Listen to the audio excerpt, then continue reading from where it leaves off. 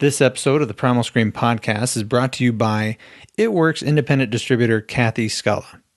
Have you tried that crazy wrap thing? It tightens, tones, and firms any area from the neck down. It Works also provides a wide variety of premium supplements, along with a full skincare line. I personally use their multivitamins and greens, and if you're interested in learning more about It Works products or the business opportunity, call or text Kathy at 319-360-2009 or go to her website, kathysculla.myitworks.com. That's CATHYSKALA.myitworks.com. All right, we want to thank our sponsor, Sauce Hockey. I love Sauce Hockey because they have super unique clothing. It's all kind of hockey based, but it's not part of any hockey program, so to speak. It's got like cool sayings on their shirts, and again, the most comfortable shirts ever. They have fantastic hats. They have fedoras. They have baseball caps. They have all kinds of stuff. Just a wonderful, wonderful company. We wish them the best because we'd like them to be picked up by the NHL someday. But until then, there's that wonderful little company that everybody loves to get the best frickin' t-shirts in the world from. I just love how comfy they are. Do you like their t-shirts as well? I love all their stuff. Good. All right. So Sauce Hockey, please pick them up. We want to thank our next sponsor, Eco Lips. They're one of our absolute favorites. Steve Shriver, Entrepreneur of the Year for Iowa. It's his company. They are organic. They're vegan, if you would like. They have some wonderful, wonderful flavors. They can make just about anything you want because they have this incredible thing called create your own Eco Lips called My Eco Lips. So they can put different flavors, different containers, different coats on the outside so you can see what they look like and have your name and be flashy. But they just do wonderful, wonderful stuff. And I personally appreciate the Mongo Lip, which has mint and peppermint, kind of a minty hemp oil kind of thing. I just think it's freaking fantastic. Do you like? What's your favorite? You said Mango Kiss. Mango Kiss. I like the Mango Kiss. I also like the One World. Oh yeah, the One World mint. That eco container. Yeah, I really enjoy that. Me too. So please go to ecolips.com and you can check out all their stuff. Steve Shriver's wonderful little daughter has a great video on there as well. So check out ecolips.com. Another sponsor that we have is Sweet Raw Joy. Go to sweetrawjoy.com. Check it out. Their website is Desserts to Live For. They're so freaking yummy. I love Sweet Raw Joy because when you are trying to watch what you eat, trying to eat healthy, but you need something sweet. All of us have those midnight cravings that are super sweet, and we want to get rid of that. This also goes one step further. You know why? Why? Because you don't even have to worry about those things. You want something sweet. You're thinking about maybe having some, regular convection sugar kind of thing. This stuff is easily a dessert that you should eat anytime you want to when you want something sweet.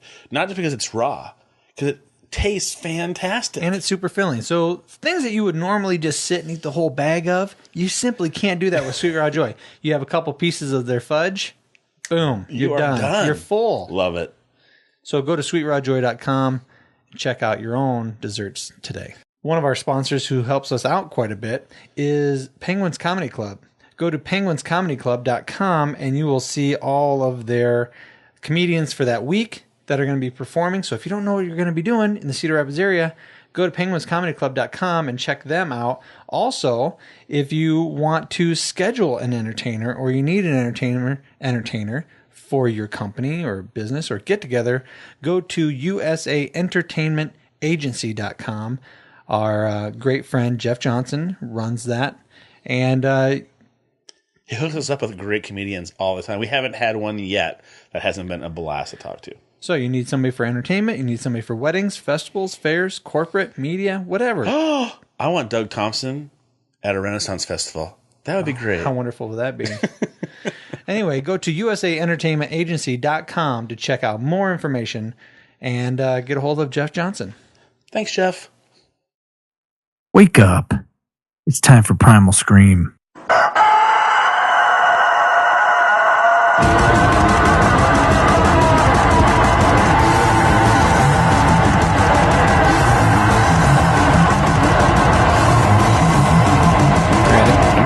Welcome back to the Primal Scream. I'm Matt. I I am Todd. And today we have some special guests with us.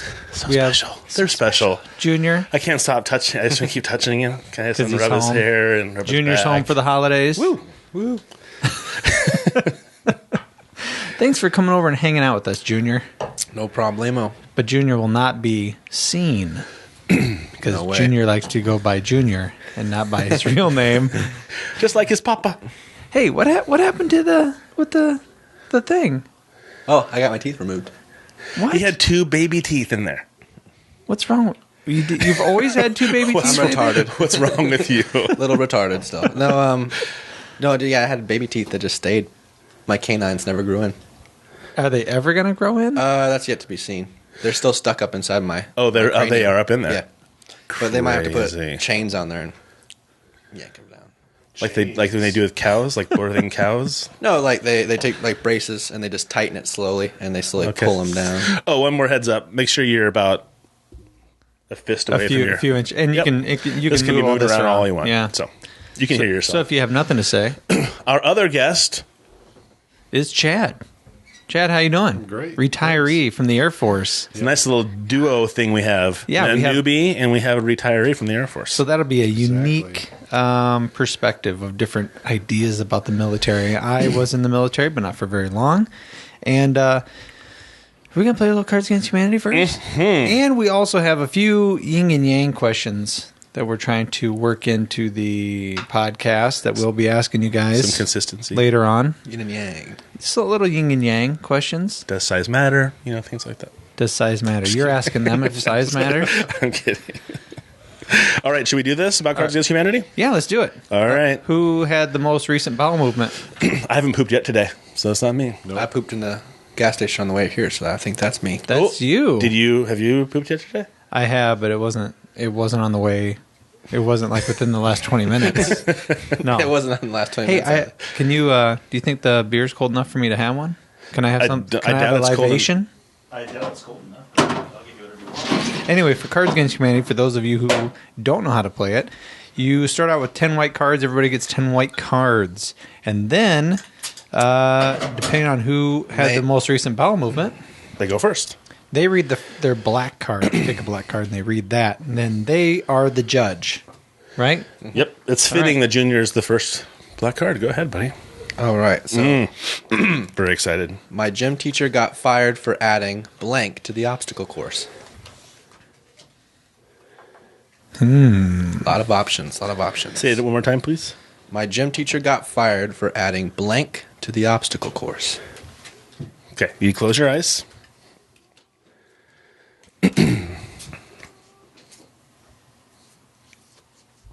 Wow, that's a really. Hey, I'll turn my sound off my phone. Oh, okay. Yeah. All right, go ahead. Wait. Oh, wait. Shut your eyes. There you go. Never mind. Do it. Mix Read them them up. off. Mix them up. Yeah, just mix them up. I can still tell. First one. My gym teacher got fired for adding too much cocaine to the obstacle course. Not just enough. Too much. Too much. My gym teacher got fired for adding snorting coke off a clown's boner to the obstacle course. A lot of coke heads. A lot of cocaine going on. And my gym teacher got fired for adding Cards Against Humanity to the obstacle course. Huh? What do you That's think pretty about that? good. I like I'm going to that. go with the shock factor of snorting coke off a clown's boner. God damn it! I had the first cocaine one. Is that you? Yep. Was that Oh, It well had to have done, been buddy. him. fantastic? All right, so hand the black card that you just read over to Chad. That's how you keep score in the game, however many black cards you've earned. All right, Chadley, you're up. How did I lose my virginity? Oh, Lord. I wish I had the cocaine boner thing again. That would have been a good one. Not looking. Oh, I got two that I just can't decide which one I want to go with. All right, yeah, close your eyes, big fella. Yep. All right. Okay. What do you got, Chad? Go ahead and read them. How did I lose my virginity? Men, the Amish, or Double penetration. Oh, that's perfect. Yeah, that's the winner. The double penetration. Yes. Double P. Well, you've been spending a lot of time in Germany, so they're more. They do have some freaky sexual things. They're a bit more risque. German porn is good stuff. Good stuff. German porn. I really hope somebody's got that German dungeon porn card. That would be perfect. Oh, that would have been really nice. Yeah. All right, it's all me? Let's do it, Todd. All right. What is George W. Bush thinking about right now? What is George W. Bush thinking about right now? I don't think I got a beer for myself, did I? Nope, I don't think he did. See? I try to take care of our guests, and I keep myself out. You're good. Good? Good. Let's see it. What is George W. H. Bush thinking about right now? Pretty princess dress-up board game. I like that one. What is George W. Bush thinking about right now? Slowly easing down onto a cucumber. Beautiful, beautiful image. Yuck. What is George W. Bush thinking about right now? Walking in on Dad peeing into Mom's mouth. Oh my God, is that horrible? Barbara, she was Babs. Babs is hardcore. What a super freak. super freak. She's super freaky. Hey, What? they might pull us from YouTube if you start singing songs. Well, Slowly easing down onto a cucumber. are you shitting me? Thank you. For real. Peeing into Mom's mouth? That's pretty amazing. It's pretty gross. All right, I'll read mine now. Yep. Blank may pass. Oh, I don't go? No, you read one. He read one. Then I'll read Oh, one. Then I he'll read gotcha. one. You're probably following the correct rules. Oh, I don't know. We play our rules. We shade different. Blank may pass, but blank will last forever. Blank may pass, but blank will last forever. It's a twofer. It's a twofer. You pull two cards? Okay, Yep. so the first one is top. The first one is top. I'll pull that one up and look at it, and then the next one. The bottom card's the second one. Someone's a really heavy breather. I'm thinking it's coming from that side of the room over here. But look at my face is not in the mic. Oh. So you can kiss my ass. Can you say it one more time? Let's see. Blank may pass, but blank will last forever.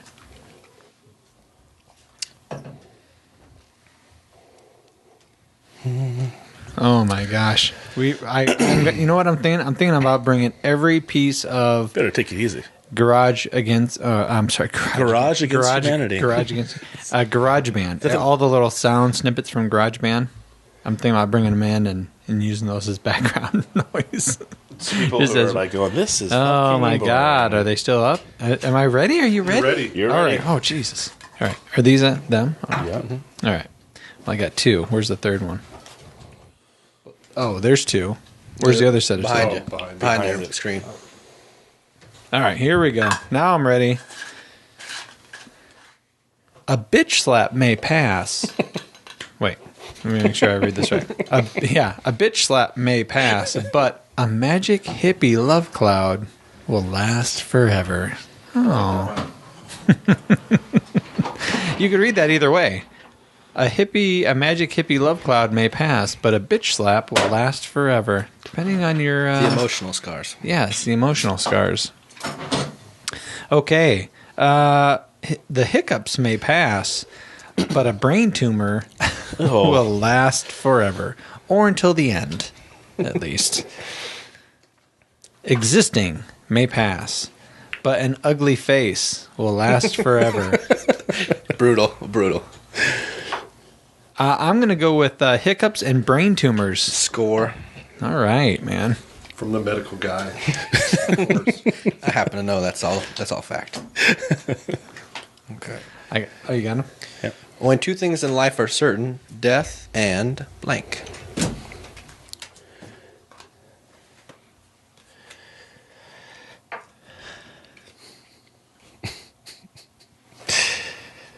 Oh. I almost started reading one of my cards out loud. Don't do that. I do have some good current events when we're ready. It's two part, right? Right? No, just one. Just one. Just one thing. Death and blank. I watched the Kennedy honors last night. The Kennedy Honors. Yeah. That sounds riveting. All It wouldn't be. right, go ahead. Go. It wouldn't be? No, but they always have people perform the songs of the people who are being inducted. It's pretty incredible. Okay. Only two things in life are certain: death and my first period. All right. Only two things in life are certain: death and survivor's guilt. That's kind of sad. Death and some shit hot guitar licks.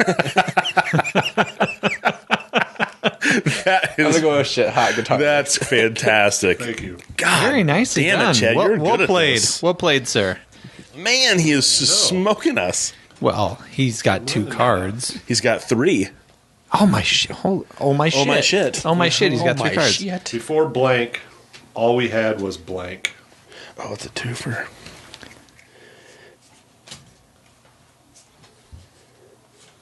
Before blank, all we had was blank. Oh, okay. All right.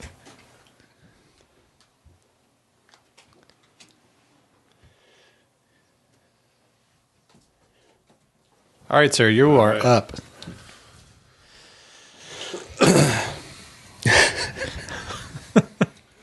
Before free ice cream, yo, all we had was a face full of horse cum. Wow, that's deep. Insight into childhood. Before gladiator combat, all we had was George Clooney's I think those musk. were reversed. Oh. Before George Clooney's musk, all we had was gladiator combat. I like that one. Sort of. There you go. Before unlimited soup, salad, and breadsticks, all we had is uninterrupted history of imperialism and exploitation. Oh my god. I gotta go with free ice cream, yo, and a face full of horse cum. Shock value. That was a Yeah. shock value. But the last one was historically correct. And really boring. Can I have my black card, please? Yes. I gotta own it. All right. Oh, great! You have 2. That's it. I have 2. All right. I have none. Son of a bitch. Well, what do you have to say for yourself, Casey? This is the 3rd time you've been sent to the principal's office for blank. Oh, good one. Well, what do you have to say for yourself, Casey? This is the 3rd time you've been sent to the principal's office for blank. Oh, hopefully your wife plays tonight and we can play that card.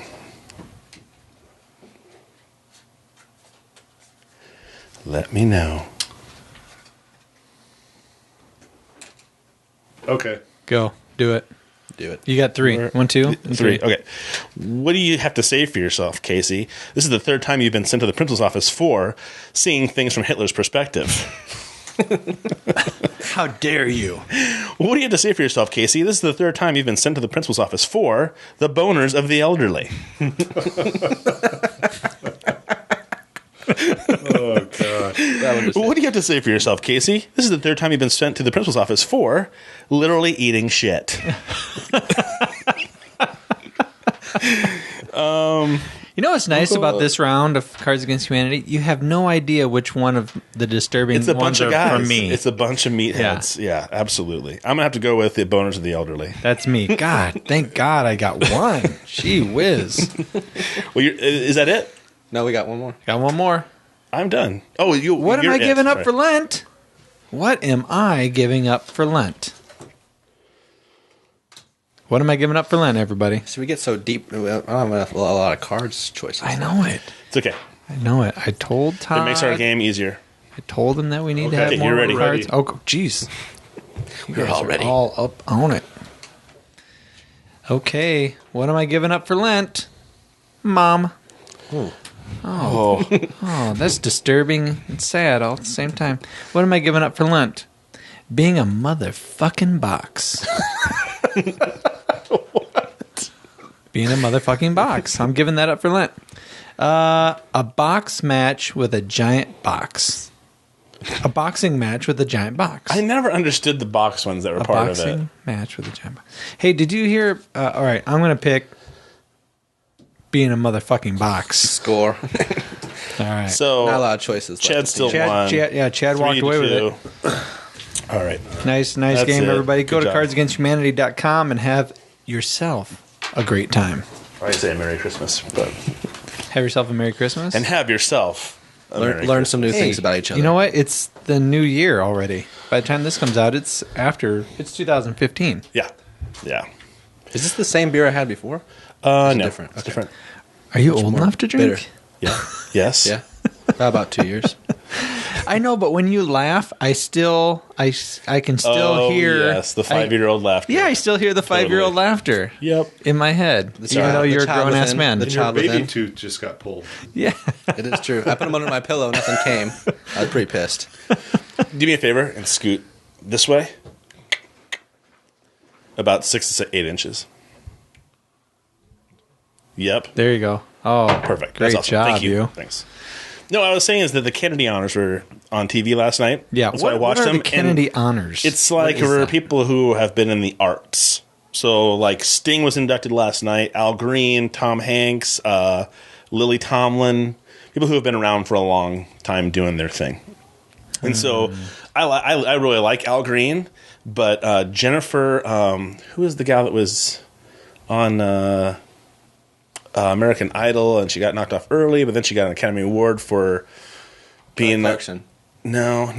These are the Kennedy Center honorees. Yes, yeah, those are the honorees, and then but there was somebody came out and sang an Al Green song. I don't know why I'm blanking on her. Tom Hanks looks so fake on that picture for some reason. He looks like he's Edited. fucking 30 years old. Yeah. Weird. He's got a long neck. Sting looks great too. and he's got a long neck. I don't like his long neck.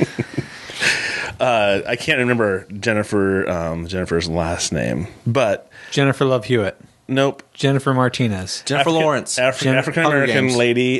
She was on American Idol. Then she was on Jennifer that, Johnson. Then she was on that Jennifer movie Smith. where they're like the singers from the '60s, and she got an Academy Award for it. Oh, is she Diana Ross?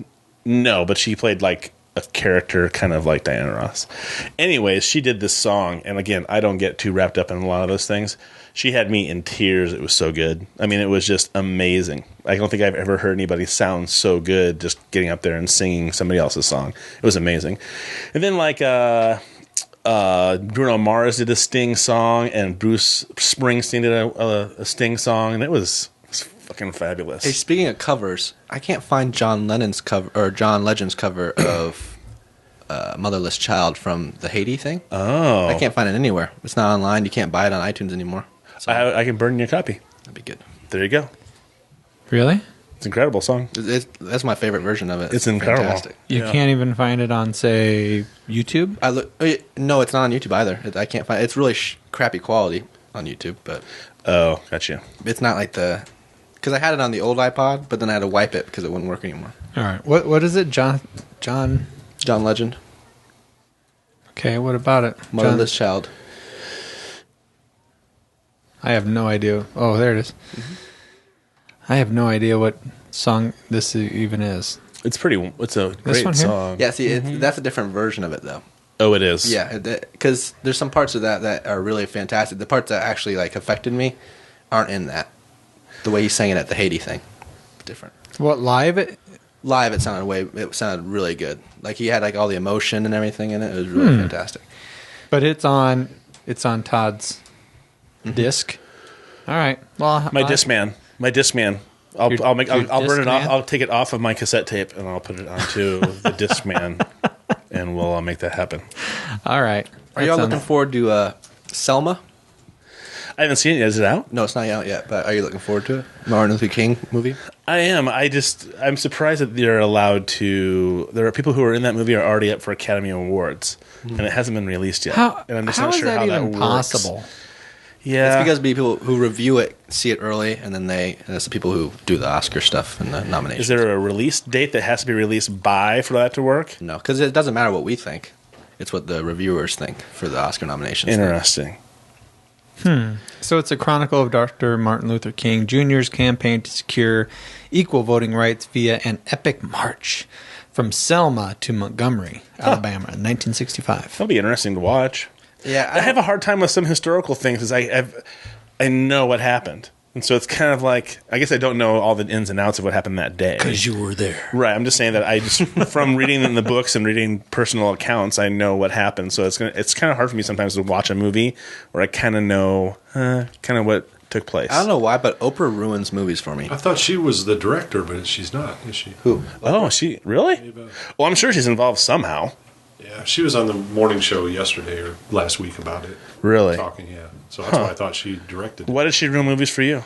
I don't know. It just feels like she's there just for the Just the fact. Oh, just the fact that it's an African American film. I feel like Oprah feels like she needs to be involved to win. I don't know. It just feels weird for me. I don't know why. Well, if you're part of a suppressed group of people and you had the opportunity of the wealthiest African American woman in the world, I suppose you might want to put your foot in the door. I'm just saying, maybe that's part of it. just seeing her in all these different movies kind of ruins the feel of it being legit for me. would it? Oh, would that it makes sense. I can see what you're saying. Yeah. Would it make you feel any better if, let's say, she was? A good actor She got Academy Award See, for The Color Purple. It wasn't that great. Didn't deserve that. Oh, she was incredible in that movie. You're nuts. Well, what if she was like in other movies, not just like really serious? What if she was like in Big Mama's House, I've never seen those. the Tyler Perry movies? No, I refuse to see Tyler Perry movies. I'm just saying, what if she was? What if she was in silly movies? Have Then you when been she in was- Biloxi, Mississippi too long? Why do you refuse to see Tyler Perry? Because I hate them. They're retarded. I saw the first one. I saw like 5 minutes of it, and I'm done, man. It's Couldn't do stupid. it? No. I love really funny movies, but those are just like stupid humor. Oh, Like Eddie Murphy, slapsticky. like Eddie Murphy, like the later years, like Fat Professor or whatever his name is. Oh, That I kind forget of the stupid. name. Dr. Oh. Doolittle? No, that's not it. No, that was a But different. that kind of idea. Nutty yeah. Professor. The Yeah, Nutty that's- Professor. yeah, that kind of Thank you. slapstick. Thank you, Chad. You're limping. You're walking over, but you're limping back. You're walking over, but you're limping back. baby, my baby's got gas. Hercules. You're crazy. Stupid. See, we hate it, but We hate it, but we like it. We remember it. Yeah. It's Yeah. sticks with Colon that shit. cleanse. I'll show you clean my colon. Rather I than know, ripping that was farts. terrible. Like, I'm going to get you, sucker. That's a Yeah. classic. Well, and see, shooting. They shooting. The Gang Olympics. They were running with TVs on their shoulders. oh god, that's so bad. It's so funny. It's about as bad as Anchorman. Well, one of the Or weigh-ins, Anchorman one of the too. weigh-ins did Anchorman that. too. Did I'm gonna get you, sucker? Right? I don't remember. Yeah, I'm pretty sure it was one of the, The weigh-ins. oldest one. Did you like Anchorman too? You know what I liked the most about it? I never saw I it. thought it was completely ridiculous, like the fact that they had a great white shark. But the part that I did like about it that surprised me was out of all of this silliness, out of all this craziness, he makes a bet with some guy, some other news anchor, and he goes, "All right, I'm on at 2 a.m. I bet I'm going to beat your ratings." And then he's like, "Well, how am I going to beat his ratings?" And the idea was, "Oh, I'll just celebrate Americanism. I'll just celebrate America." Yeah. And when they were making fun of that idea, that's what our news is. That's Yeah. what legitimately our news is now. Either that or fear. Yeah. on Hey, there's a car chase. We have no idea what's going on. Oh, it was just somebody that run a red light. You know, it's dumb. Yeah. But that's what we do nowadays. Yeah. So that's the part I think you enjoyed do. about I it. think that you do have a choice because I was watching the Gracie. Where's the thing where they take a video that somebody got hurt in and they the Gracie breakdown. Gracie breakdown. So they'll show some YouTube videos, some guy getting beat up or something happening, and they'll show you how you can protect yourself against situations like that. Well, one was in New Jersey where this guy did a break and entering in this woman's house, and the nanny cam on the mantle videotaped the guy, this humongous dude, just beating the ever living shit out of this woman, this housewife. They show her he walks in, and like literally just full blown punches to the face, hardcore. Really horrible. Woman violated, abducted in Philadelphia. That one. No, that's not it. That's a whole other one. No, this is one where this guy is breaking into the home. They actually eventually catch him, but she on purposely doesn't ever cry out or make any noise at all because her daughter's upstairs in her bedroom asleep. So she's quiet the entire time. And he comes back and punches her again and kicks her on the ground and tries to choke her and then leaves and comes back and she's on all fours trying to get up. And he comes back and, I mean, it's just over and over and over again. It's horrible. But I can't watch shit like that. yeah, I only watch it because they stop it and they break down, like, you know, what can they do? Because one of the Gracies, his girlfriend or his wife, is a really kind of a leaner little gal, and they were showing how you can keep yourself. She probably kick some ass though. Well, yeah, she could, but she talked about being in a safe distance, which is your length of your arm and the length of their arm. And if that can't work, then you get inside. Because even if you get a hold of them and hold they on, can't hit you. they can't hit you that hard. They can still hit you, but not like damaging punches. So it was really, really interesting to see them break down that situation because it was horrible to watch. But I mean, at the same time, I'm not sure you could get out of that situation. Yeah. You have fear going. You know, when somebody walks in the door and you're scared shitless, and your kid's upstairs. How can you think clearly? Oh, is this it? I'm not really sure I can keep watching That's it. the only reason that I would Yes, support that's it. gun rights, is because there are some people who just cannot defend themselves physically, and other people who are so shitty that they'll take advantage of those. Watch the video. She doesn't even have time to think twice. All right. We'll watch it, but we won't have it on the podcast. I don't really want to. You don't want to see it? I don't really want to see. Okay, we don't have to. I got the gist. The neat thing, though, about the Gracie Breakdown is they do take videos and they kind of show what was the do's and don'ts of stuff and how it applies to their philosophy. And there was a video that they had taken, and a guy had gotten out because it was something had happened, like road rage was going on, and two guys pulled over, and it was one guy versus two guys, and he basically said, "Don't ever get involved in a fight that's one plus multiple people, because no matter how good you are, you could have somebody tied up, you could be in a safe position with just one person, but the second person comes up, kicks you in the head, you're done. Now you can't control they had one guy situation. Got in a fight in a parking lot in a gas station, and this guy started the fight and instigated this other guy, and the other guy just beat the shit out of him. And the one Gracie's guy said, "You know what I do when these situations happen? Because it's happened to me. Just walk away. I just walk away in the situation. I don't have to stand there and fight anybody. Because this isn't a parking lot like a Come and Go or something like that. Yeah. So we can take out Come and Go.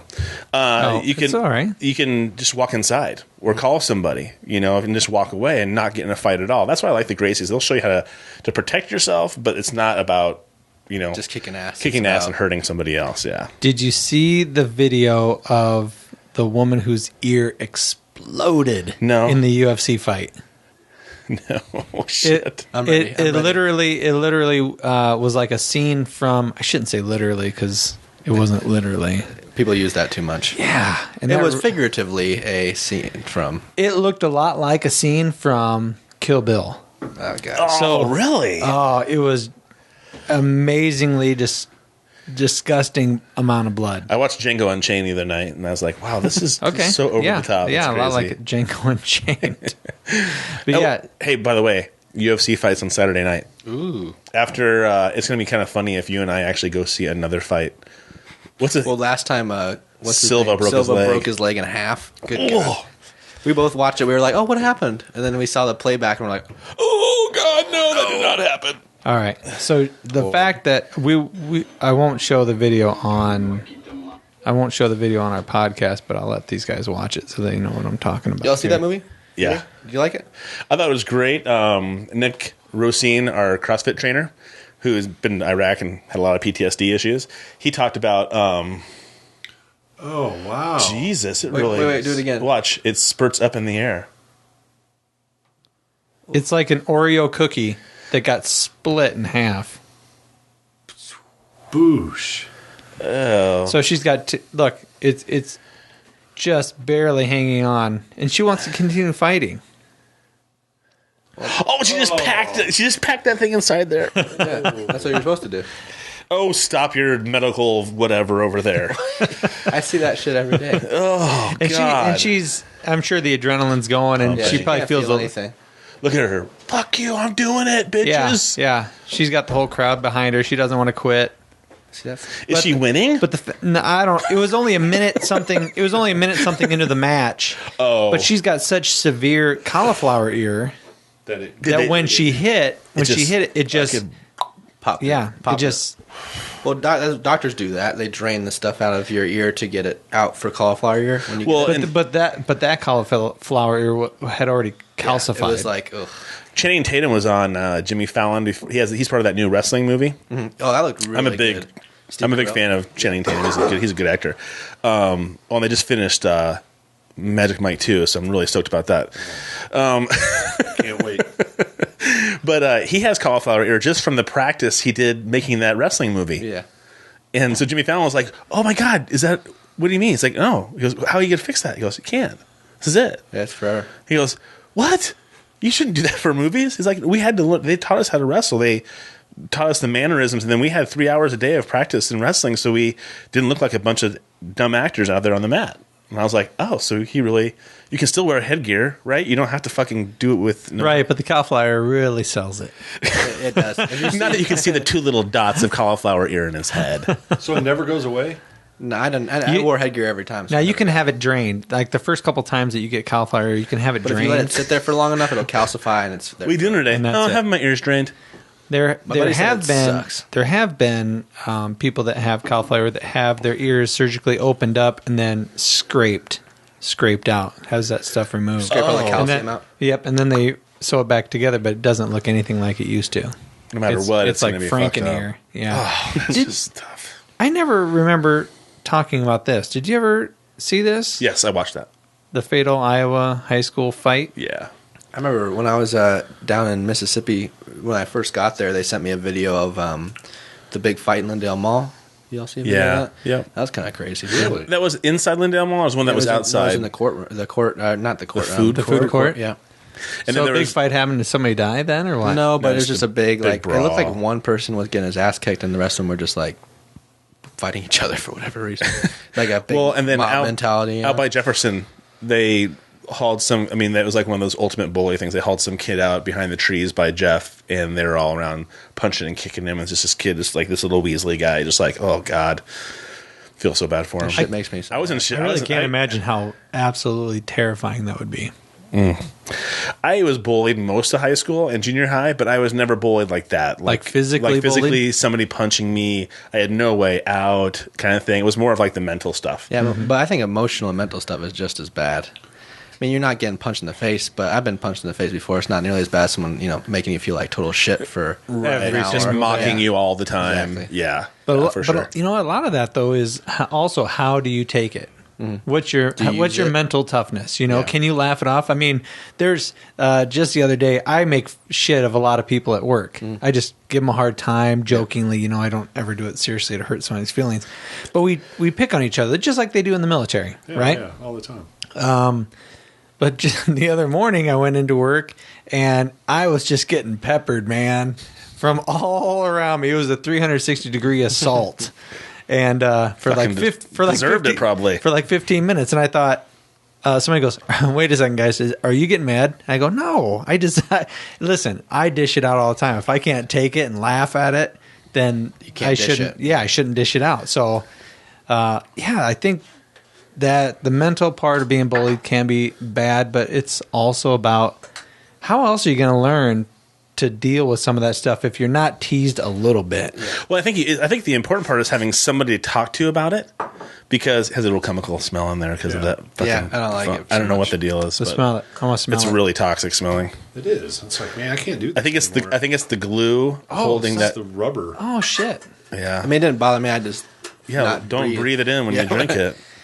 Anyways, I How think can you I think not- it's part of being alone How as can well, you though. not breathe it a in? lonely feeling, like you got no one to turn to, no friends to back you up. I was gonna say, how do you mentally know how to take it if you don't go home and you have a parent say, "Hey, I love you, I care about you, I'm so sorry this happened.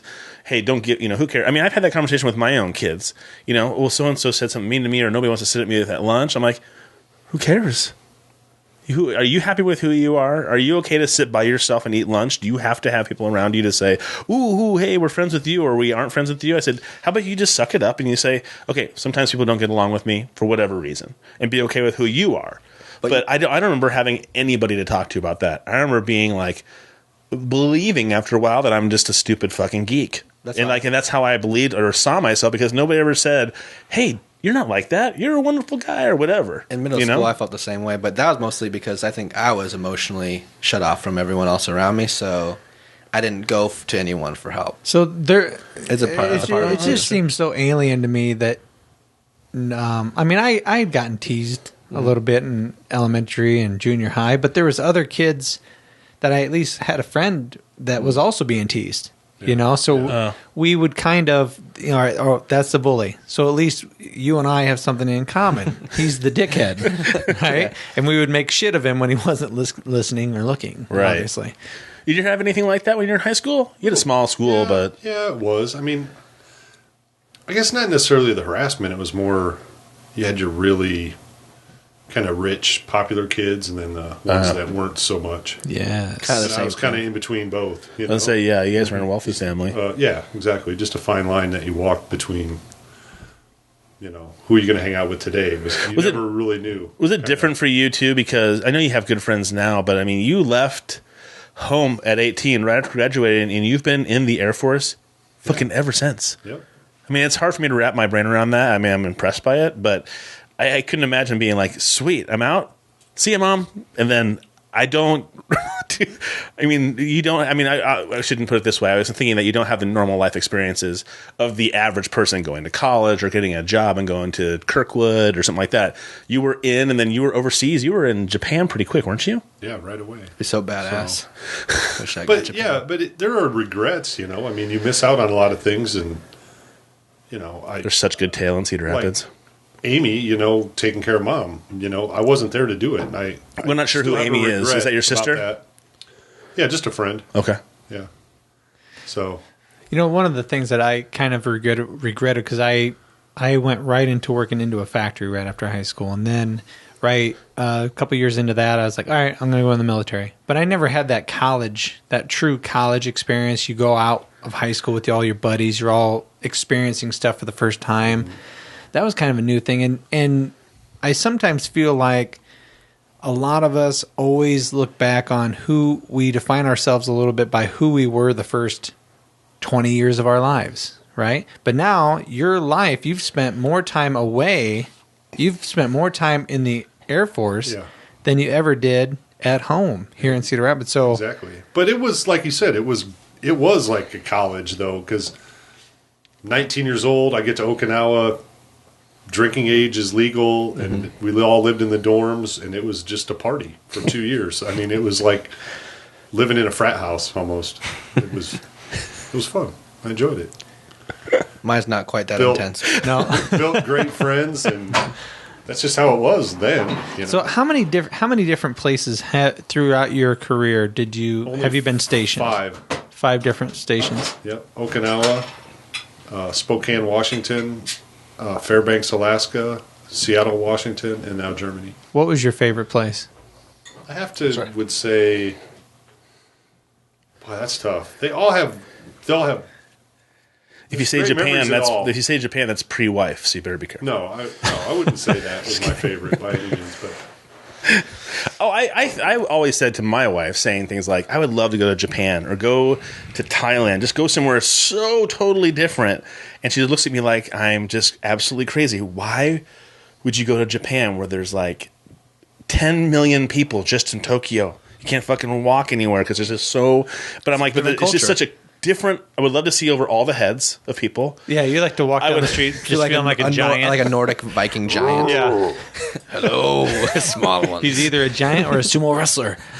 Part of both. Right now, both.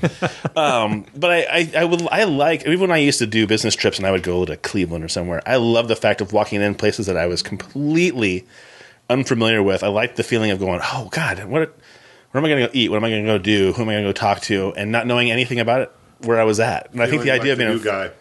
Huh? That's fun. I think that's a cool feeling. I do, too. When you feel like, hey, this is all new. I mean, these people, you look at them different. Do they look at me different? Right. You think about things like that. You do. It's fun. I just like that stuff. I mean, I know you don't like that kind of stuff necessarily. What's that? Crowds in different places and kind of like consuming situations. I can get a little nervous. It's not your favorite thing. I'm sorry. I wasn't trying to make it seem like you were. I get social anxiety too, though. When you get to a new place and you don't know anybody, and I get real serious. Yeah. When I get quiet. Yeah, quiet and serious. I want people to know. Yeah, I'm here to learn, or I'm here to do the job. I'm not a fuck off. It's only when I get relaxed and I learn the job, then it's like, all right, total fuck off. And everybody's like, drink. Oh, he's totally normal. No, he's not. He wasn't in prison. Well, I think that's my defense prison tats too. Under his shirt anywhere. My wife thought I was like a stuck-up kid. That when I used to work where I worked at, I would just sit there and read during my breaks and kind of keep to myself. And everybody thought I was like this ass because I didn't talk and hang out with everybody. But it took me a while to feel comfortable. That's so funny that you say that because that's what people describe me at my tech school. Because I just sit and read because I didn't know anybody. So I just sit and read. I started reading the Rift War Saga books all over again. Nice. And they're all like, "Oh, who's this kid? He's just like, he doesn't like said anything or anything. He just reads and So it's a personality thing, maybe.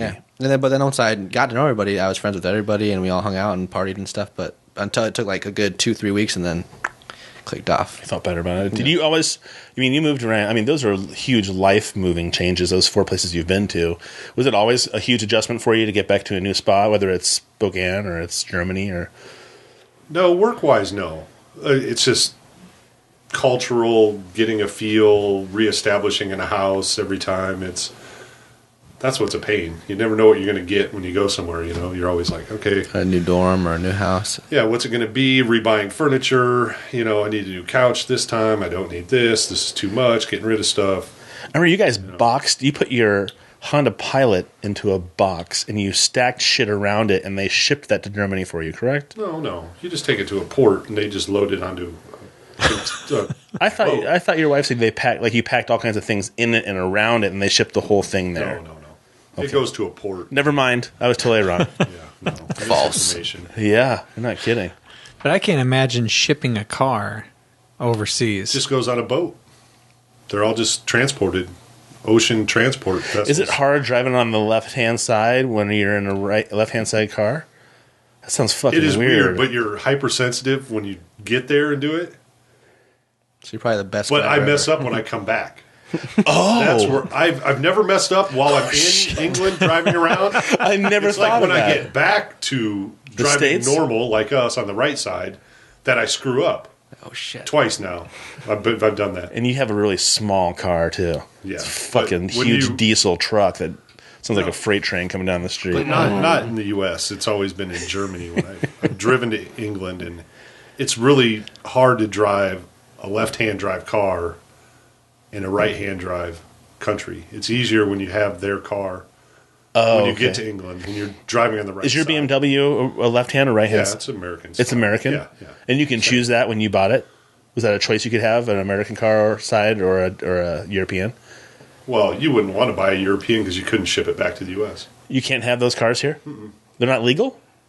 Oh, probably some grandfathered No, but yeah, nothing unless nothing there's a new. certain age, no, nothing new. Well, and why would you? If you're They fucking got to have alien certain anyways. things and different codes, and there's different marking lights on the cars. He went to a show. He went to a car show in Frankfurt, Germany, The Frankfurt Auto Show. and they like one of the biggest auto shows in the world. And they built a track in the building, a racetrack, right? Yeah. BMW had a racetrack In the inside, building, and we're racing cars around it. Jesus. It's amazing. 2 stories. and they take their cars. Like BMW has an. And by the end of the day, everybody was laying down sleeping, going, I don't know why I'm so tired. I have a really bad headache. They were all the fuel efficient can't walk. cars. They were all the fuel efficient, and they had electric. They're new electric cars. They have an i8 that's got like the doors that swing up, and they're all electric. That's a BMW, and they cut them in half. They cut the cars directly in half so you could see how they're made up The whole structurally. thing. Yeah, it was pretty amazing. That fucking Wow. awesome. That I is guess it's cool. the largest auto show in the world, Yeah. and it happens every 2 years. It's And pretty- there was, and you said what was that car that was there that you said you couldn't touch, you could even get close to? That wasn't the Bugatti; it was something else, wasn't yeah, it? the Bugatti. There was a few. Rolls Royce were kind of off limits. And that Bugatti was that all carbon fiber $1 million thing, Yeah, right? Yeah.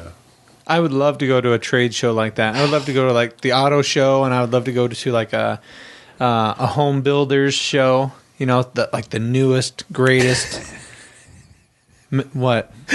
We're talking about sports cars you can't see anywhere else in the world, and you want to go work To a on home power show. tools, where you can go fucking anywhere and get a power tool. The Comic-Con, newest any of those nail gun. conventions I think are amazing.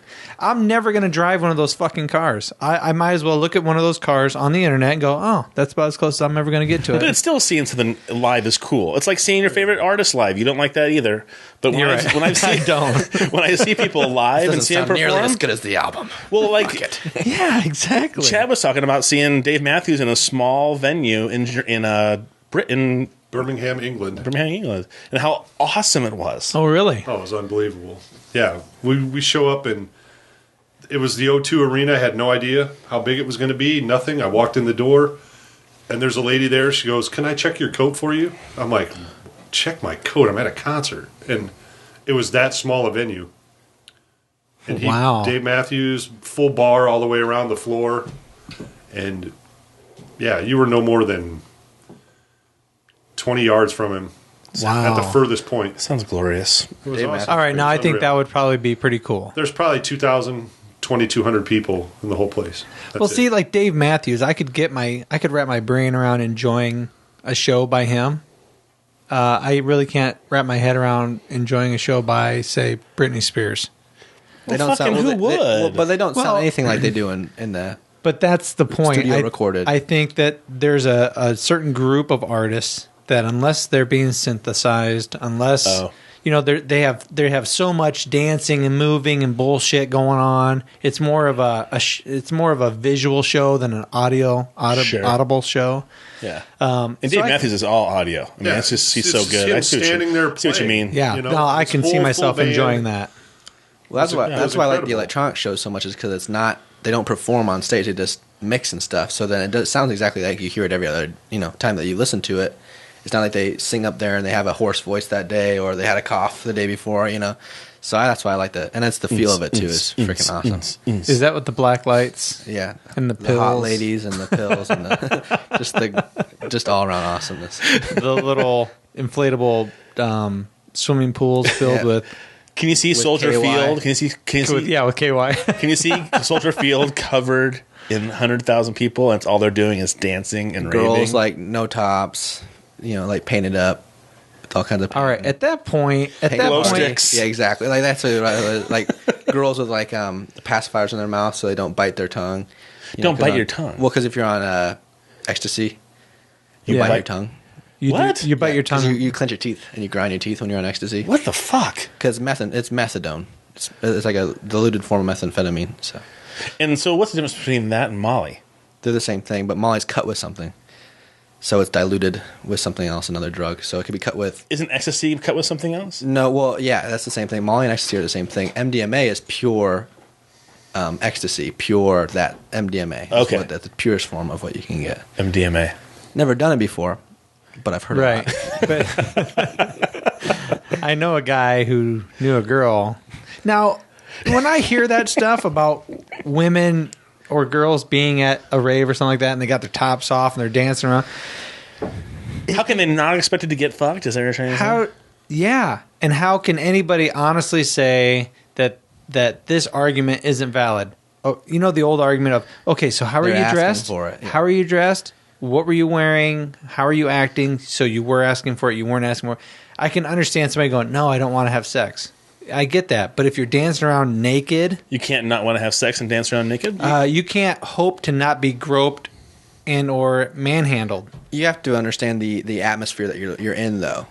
It's not like a hard rock atmosphere. Like, oh yeah, let's get some pussy. Yeah, fuck yeah. It's like a No, you're it's like doing a- I mean, like a people are fear- doing no, but it's like a ecstasy, and free normally spirit. people love to touch when Yeah, they're no, and doing that's ecstasy, part of right? it. But it's like a free kind of spirit idea. It's not like a let's fuck somebody kind of idea. It's just like let's dance, let's have fun. It's modern Woodstock. Much cooler. Yeah, it's much cooler than that way you think. Oh, it's not very just, nice. It's not Modern just like, Woodstock. It's not like girls like getting fucked on the corner or something like that. It's just everyone dancing, having a good I time. just find it to be a difficult thing to make sense in my brain The that idea that- anybody's gonna. If I were to walk around with no pants on, with your wiener hanging with out. my wiener hanging out, You would expect Flopping some back and woman to come along and manhandle you. grab your eventually wiener. something inappropriate's going to happen. Yeah. Okay, It's going to bump something, and someone's going to get upset, and fights are going to ensue. Poke out an eye. no, that would Mushroom never happen. stamps on people. It's horrible. Did you have any more current events? Because I was going to ask. I got tons of current events. Let's hear I'm it. kidding. Let's Go hear right it. on. This I'm 2-year-old joking. daughter or son that Shoots the mom at the grocery store. in Hayden, Idaho. Yeah. At Walmart. How- the kid pulled the 2-year-old pulled his mom's gun out of her purse and kills her in Walmart, Now, a lot of people might say, and she had a concealed permit. okay, what is, especially a lot of gun enthusiasts would look at that and go, okay, how did a 2-year-old have the strength to pull back the trigger? Because Was the safety off? The trigger pull, even if the safety is off, the trigger pull on some hard. guns is rated by pounds, right? Yeah. How many pound trigger squeeze is that? Oh. So you might have a gun that's has it been cocked already? Because if it's cocked already, then it's a lot easier to go off. Well, 6-8 pounds is usually normal, right? Right. But to have a 2-year-old have that thing go off. Accidental shootings happen all the time, so I guess that wasn't totally a surprise, I guess. I can Stuff see, happens. I know, but the way that they word it, the way that they present it makes it sound like the 2-year-old went, boom. Right. You know, instead of maybe the 2-year-old was fumbling around in there and leaned on the gun and put three fingers on the trigger and, you know, put all his body weight on it, because he would have to do something like that. Unless she had a hair trigger, right?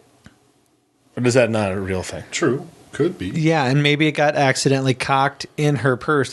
Who knows how it was being carried? Right. A lot of people...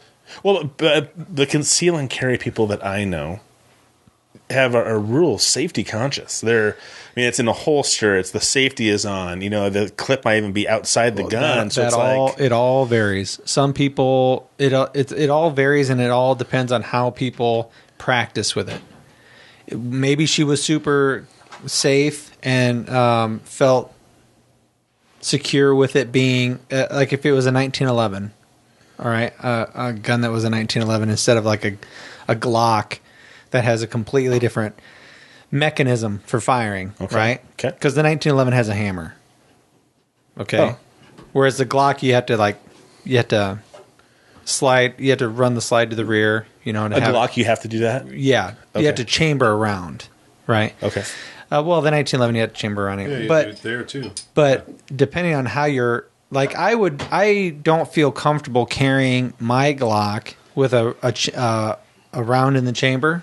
Because there are no safeties. There's another tiny little thing on the trigger that they say is a safety. It's not really a safety.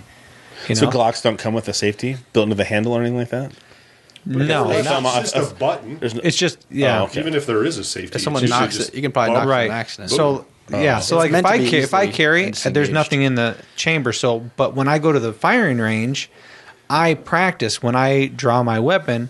As I'm pulling it out of the holster, I lock the slide or I chamber around as I'm pulling it out. So I pull it out, I chamber around, and then I go forward and get a target alignment. That's just how I practice. So I never walk around with there could never be an accidental discharge with my gun. Because you don't keep. Because there's never a round in the chamber. Huh. Well, that kind of makes sense to me.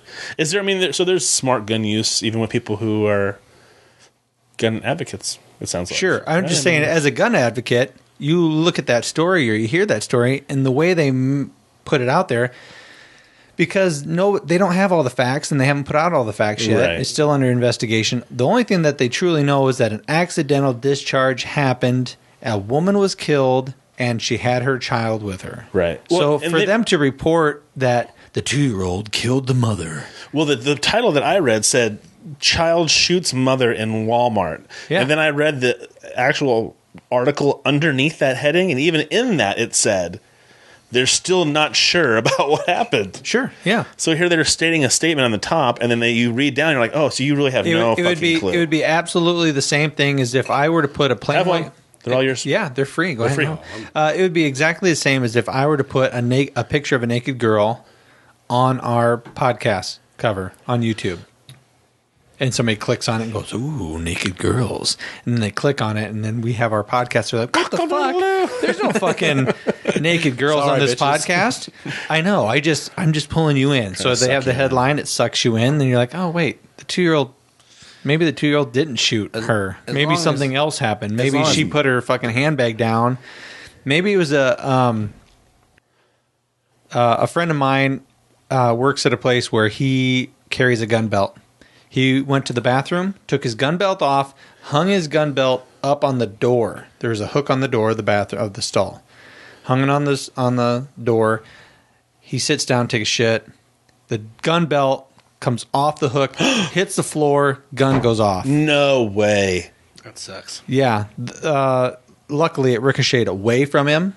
So there's a chunk out of the cement, and the bullet hits the wall under the sink. And I mean, they could tell that it was fired inside the holster, right? Because it was blown out. Right. So he wasn't. At first, they were thinking he might get fired because you're fucking around with your handgun. Oh. In the stall. Maybe you shouldn't. What were you doing? Why did it go off? It couldn't have gone off, but just by dropping it. Well, what they found out was there was a a part in the gun that hadn't been updated. So there was, whether it was a lever or a spring or whatever that every so many years gets replaced, his hadn't. And his was the old part, and it wasn't up to safety standards. Well, no, it hadn't been rated for a fall from 3 or 4 feet, which was from where the hook was at to where the ground. Okay. God, So that stuff just scares the but it's shit things out like of that. me. Maybe the lady had the gun in her purse. Maybe she dropped it. Maybe she put something on there and it just hit it just right and it went off. Right. Maybe it might not have had anything to do with the 2-year-old. Well, have you ever seen that video? I mean, there's a video of clearly it showing a kid. The dad puts a gun on the table and just puts it there. And it's not in like America; it's in a third world country, right? And he puts the gun on the counter and he's talking to his friend. They're screwing around, drinking, whatever. And the kid grabs the guns, like pointing around, like and then turns it to his dad and poof, shoots it, and the gun goes off, hits the dad. The dad doesn't die in the end, but it hits him, and it's just like a kid sees a gun, sees movies, video games, and which is understandable, and they shoot it because it is easy to. Especially, it was an M9 pistol, right? Once it's cocked and loaded, it's not, and the hammer's back, it's not much to pop off, right? Right. And even though it popped out of his hand and it hit him in the head, right? But it hit the dad, still, cut him open with the bullet. Well, it's like that little girl, that poor 9-year-old with the Uzi at that gun range. Yeah. Fuck. Well, why would you put a 9-year-old in that position? At that point, then it's clearly like, what were you thinking as a parent? You're going to do that to a 9-year-old? I can see like a 22 rifle. It has no kick.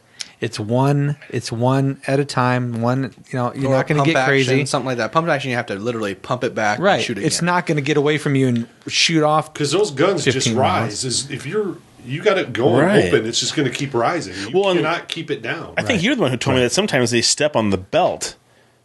Somebody told me that sometimes Uzis have the shoulder strap. Sometimes when they're practicing, they'll undo the shoulder strap and put part of it on the ground so they can step on it so that it holds the bottom of wherever the buckle is, so they're not having to fight it all the time and they can practice better shooting at targets, because otherwise it's so hard to hold it down. If you're scared, and what do you do when you're scared? You clinch. So you're clinching that trigger, so you're automatically, your hand's like, and it clinches down on that trigger, and then just.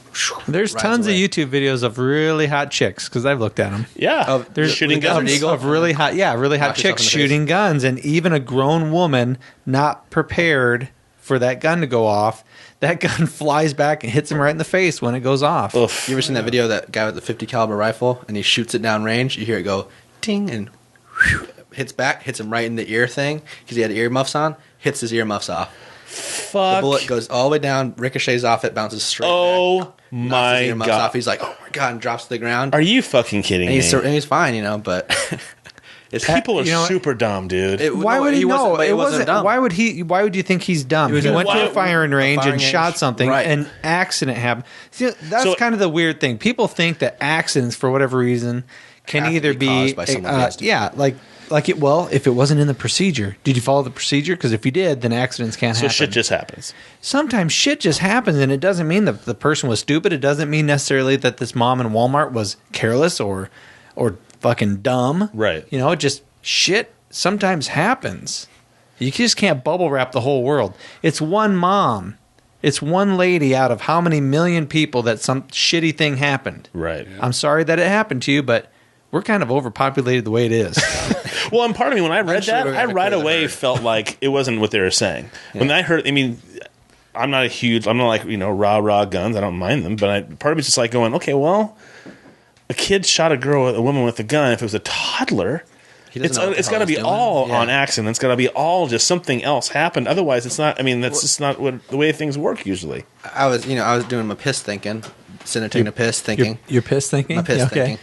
And I was thinking because I was thinking back to Drew, my little brother. He was about 2 years old, and he had a little broomstick that he played with and whatever. And one time when he was 2 years old, I was just sitting there watching TV, and he went and whacked it at me, and it hit me right in the eyeball, gave me a huge bloody eyebrow. And I was thinking, well, imagine if he had a gun, a pistol, a rifle, and he just didn't know what the fuck he was doing, just pulled the trigger and shot, Or imagine he had a sword or a knife or anything, Imagine back in, like, the Roman times. I wonder if they were like, oh, we should have sword control because you hear John's little boy picked up his sword and hit him with it, cut off his leg. That shit's not cool, so... Part of me I does wonder if feel it's all about guns or if it's just about. There's part of me that feels that's a false argument because I guess somebody can get killed with a sword, or they talked about that guy in Japan who attacked everybody with a knife. Did you see that? No. Some guy attacked a school. A school? School with a knife, and he injured 11 people, but he didn't kill anybody. And I think with the gun, you're going to most likely kill people. And the other thing, too, do you see that woman that was dressed up in body armor, and she went around shooting people? No. Shooting people, shot at the cops. The cops didn't fucking kill her. They disarmed her and handcuffed her and took her away. And again, it's one more thing for people to say, okay, if it had been a black guy, they would have fucking opened up on that dude. Do you know what I mean? All right, I won't have this video on the podcast, but we can talk about it. And this is why you don't let kids have sharp shit or is it really guns. gross? No, it's just some kid jacking around thinking he's got Teenage Mutant Ninja Turtle. And he fucking slices his arm. There's another video on here. I saw it years ago, so I don't know if it's still on YouTube. But this kid, he has two swords, and he's whipping it around crazy, and he drops both of them, and he had sliced his inside of his forearms like crazy, just blood spurting like. Hit both of his. Oh God, that's horrible. That's both of his arteries right there, and you're bleeding out within 5 minutes or so. I mean, both of them too. That's even less. That's gross. You fuck yeah. That's shoot, I mean, I've messed up. I dropped a knife once, and you can still see the scar. It got me right there on the wrist. It just fell out of your hand. Yeah, you fell out of your hand and cut me across. But don't you think? I mean, in a way, that is survival of the fittest. It really is. Yeah. If you are so fucking stupid, a sword on your wrist, and we can't possibly keep every single person around. I mean, nobody wishes harm on a child. Nobody wishes harm on anybody else. But people are too sheltered nowadays to be able. I mean, you should be able to. Everyone's death is a tragedy nowadays. When it seems like that back in history when we were just animals, death would just happen. It's just a thing. It's just a thing that happens to people. Yeah, it's not a tragedy. It's not a big thing that happens. It's just. I really wondered. I had seen a television show that it depicted the 1920s, and parents having multiple kids just so that because they knew one of these kids are going to die. Yeah, a couple of them. The majority of my kids are going to die, but I better have a lot.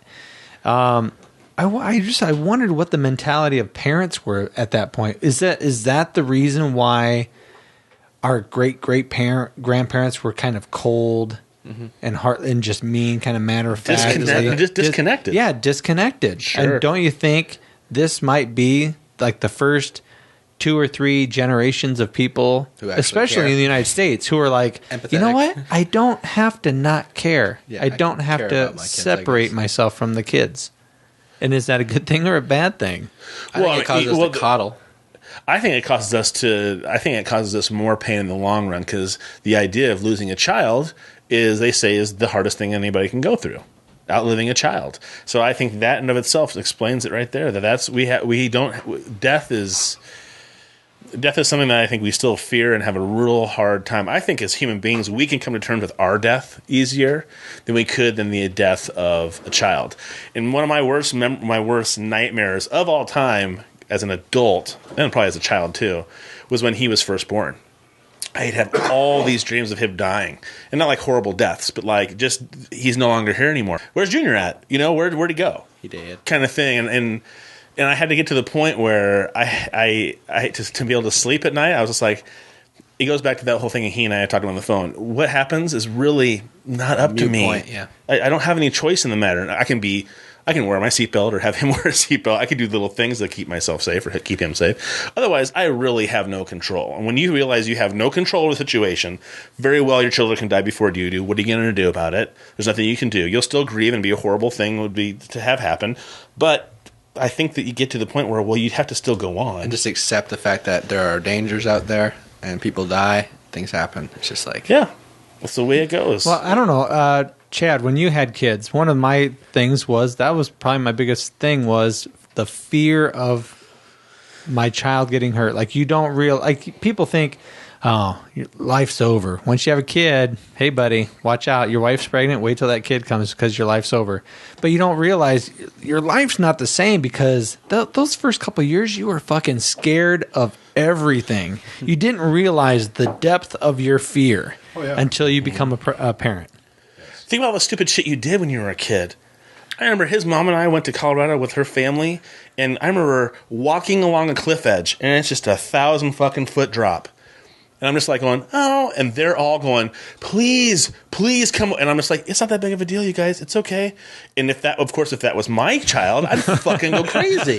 So it's just changing your perspective, to realize, why tempt death? You don't have to. Just the idea of one of my kids doing what you just described, I got sick a little bit. Yes. Well, because I had a friend that I worked with, and she was at the Grand Canyon with her family when she was a kid, and they saw some high school kid who was fucking around fall off the edge of the Grand Canyon and die. They watched him go, whoa, and gone.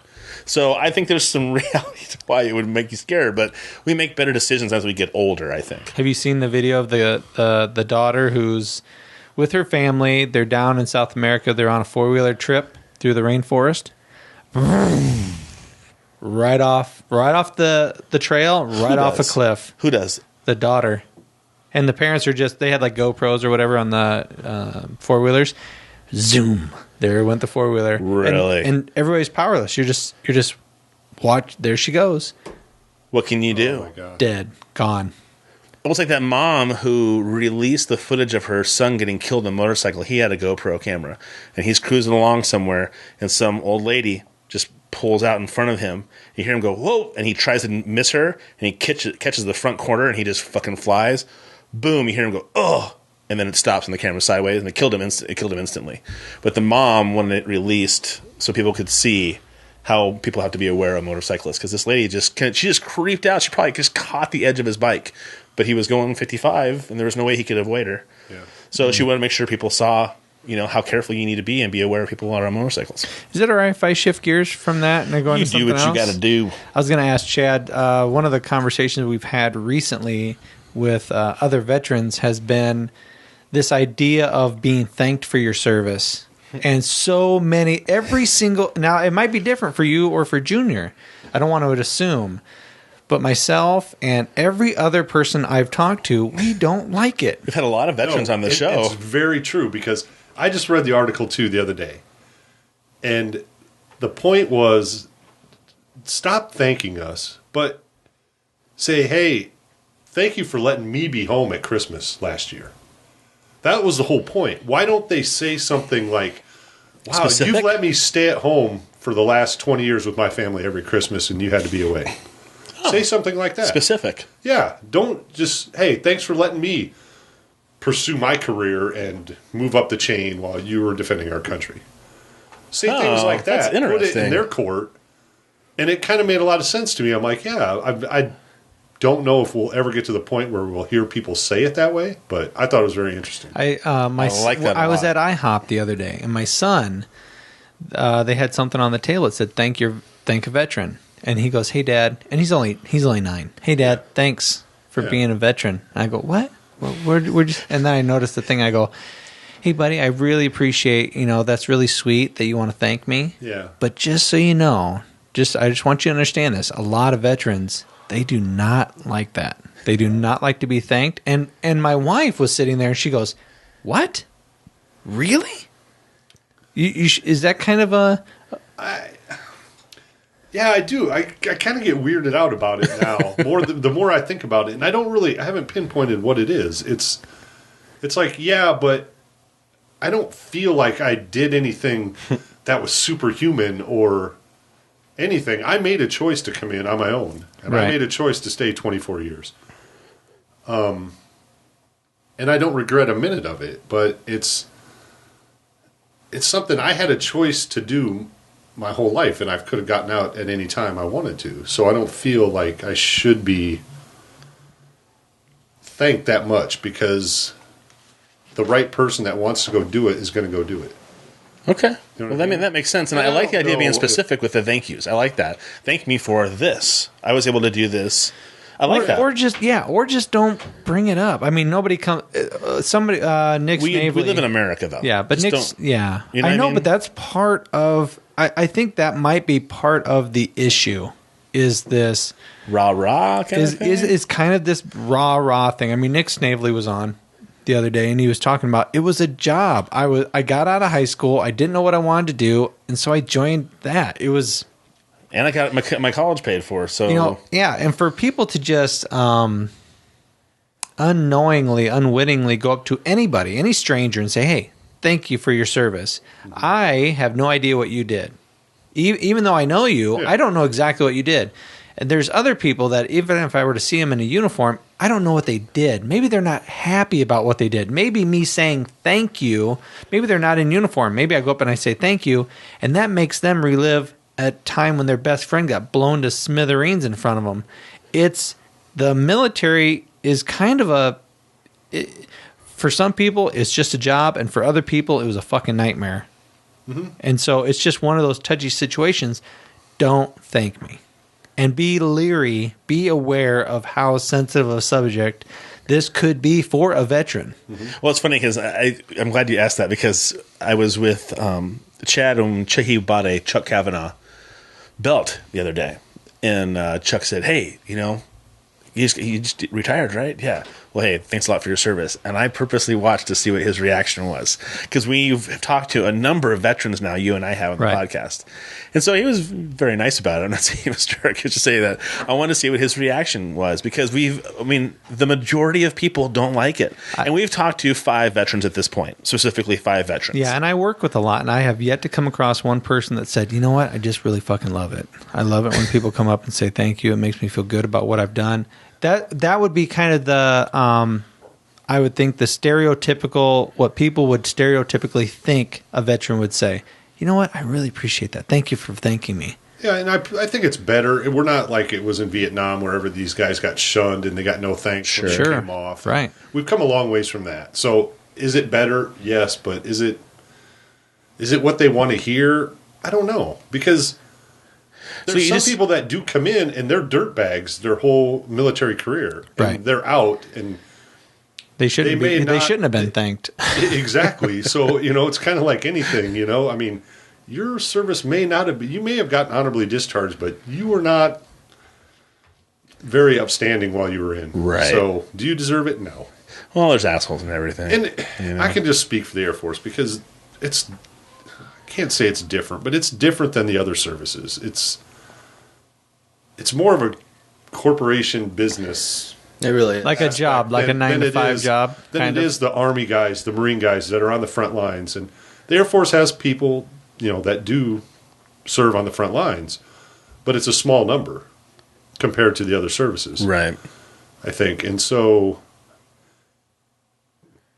I don't know. That's why I find it kind of hard to thank an Air Force guy, because we sat back in a nice air-conditioned tent, and, these guys are on the front lines with nothing. And right. I feel kind of guilty about that. I served just like they did, but I chose a different route than they did. Right. And well, it takes all types, Yeah. And I think Rocky talked a lot about that, because he was a combat medic. Yeah. And he said he took care of more of the enemy than he did of U.S. soldiers. Yeah. And he said he would have he had a really difficult time saying thank you for stuff like that, because he's like, again, it was his job. And I was like, I'm still one of those people. I'm like, well, you know what? You did say I'm going to devote my life for 23 years to this, or you did say for however long you were in, I'm going to sacrifice my time to do that. I know you're getting paid, but you are putting yourself in harm's way, so I do appreciate that. Yeah. So I mean, but I think I could do a much better job of saying, hey, I like the idea of saying thank you for something in particular. It's almost like a big generic statement. Hey, thanks for your service. Oh God. Okay, good. I'm good. I think somebody who did something. Yeah, but I think that there is a huge divide between somebody who's in the military and a firefighter or a police officer, especially a small town sheriff or something where people know him or her, an EMT in your area.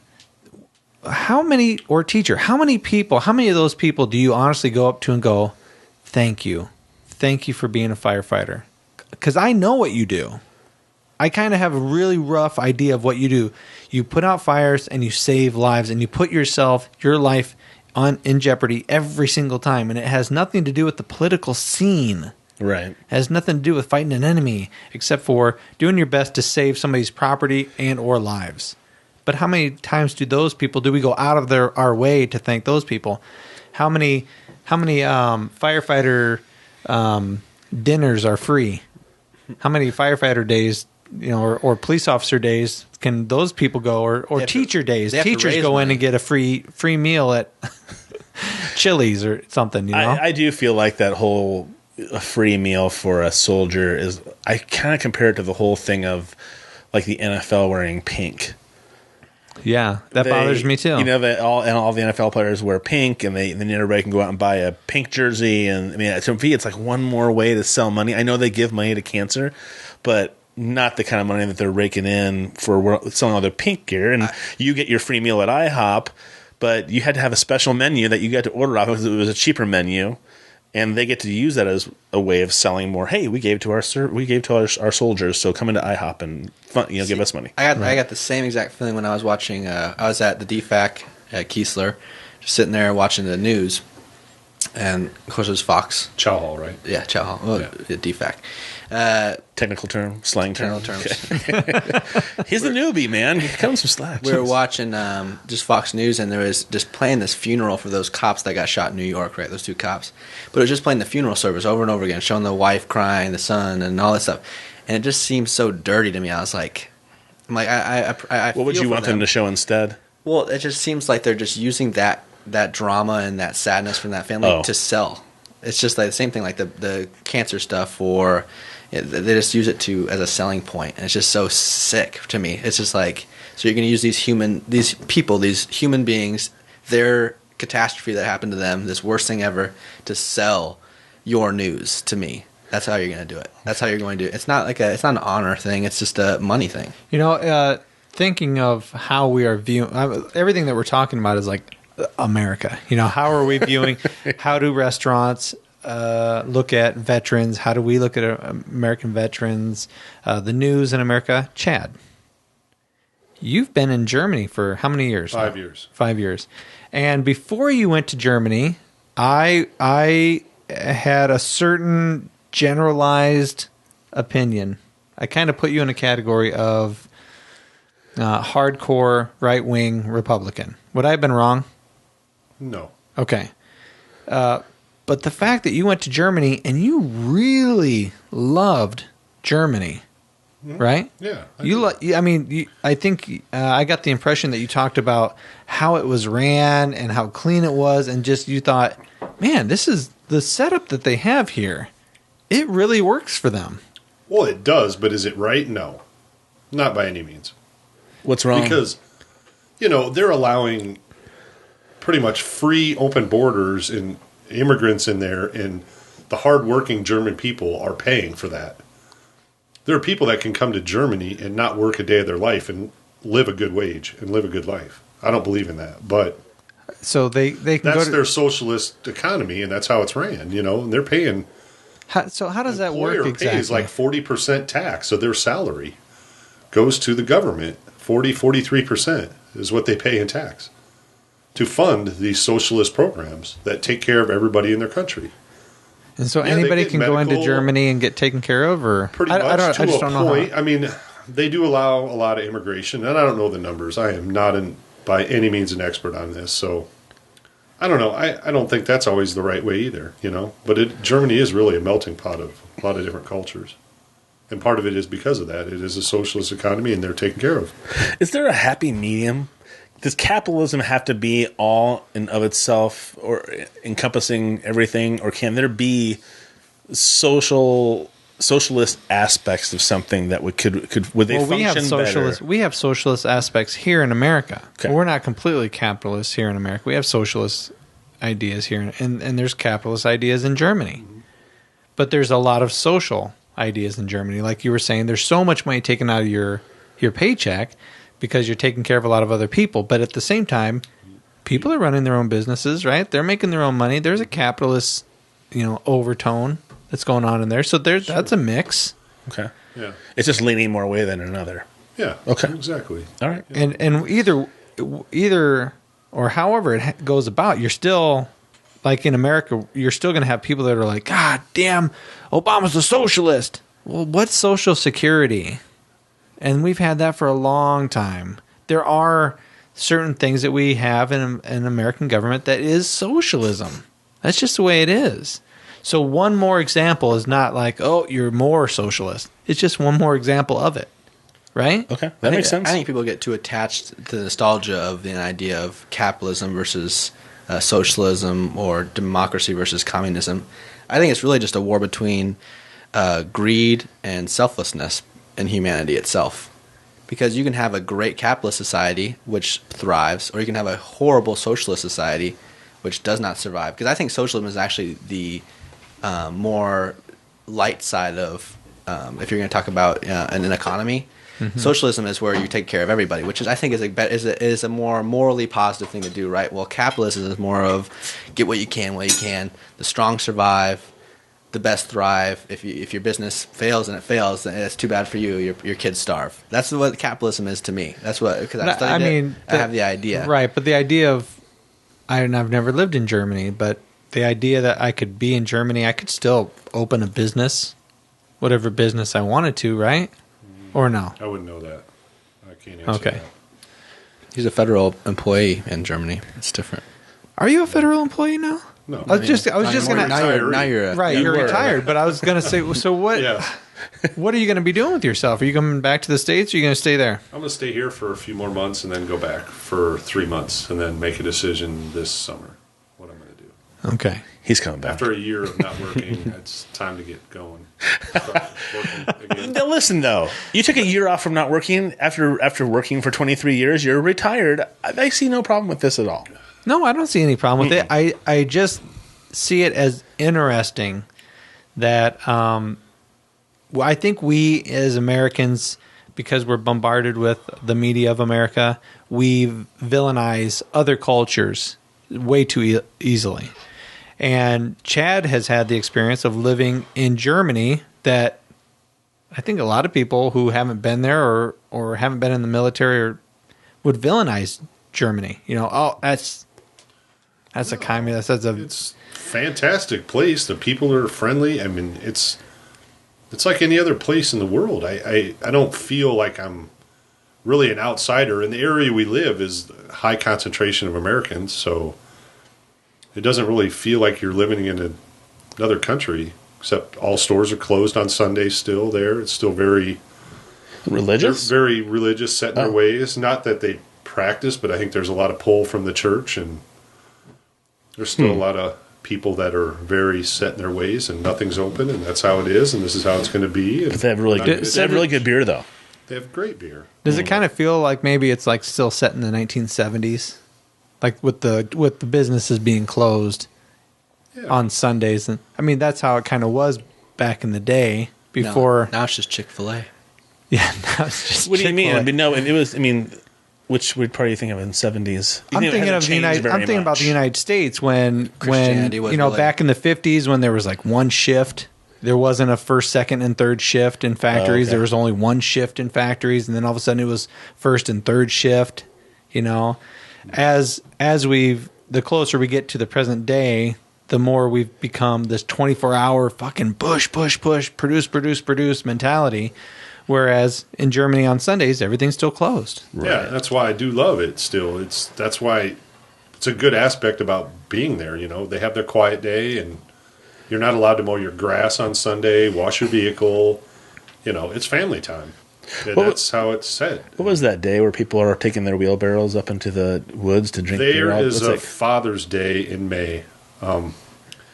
It's called Father's Day. There's another name to it, but it's the greatest thing in the world. It's the day where the fathers, you leave your kids and your wife, and you just go get drunk in the woods.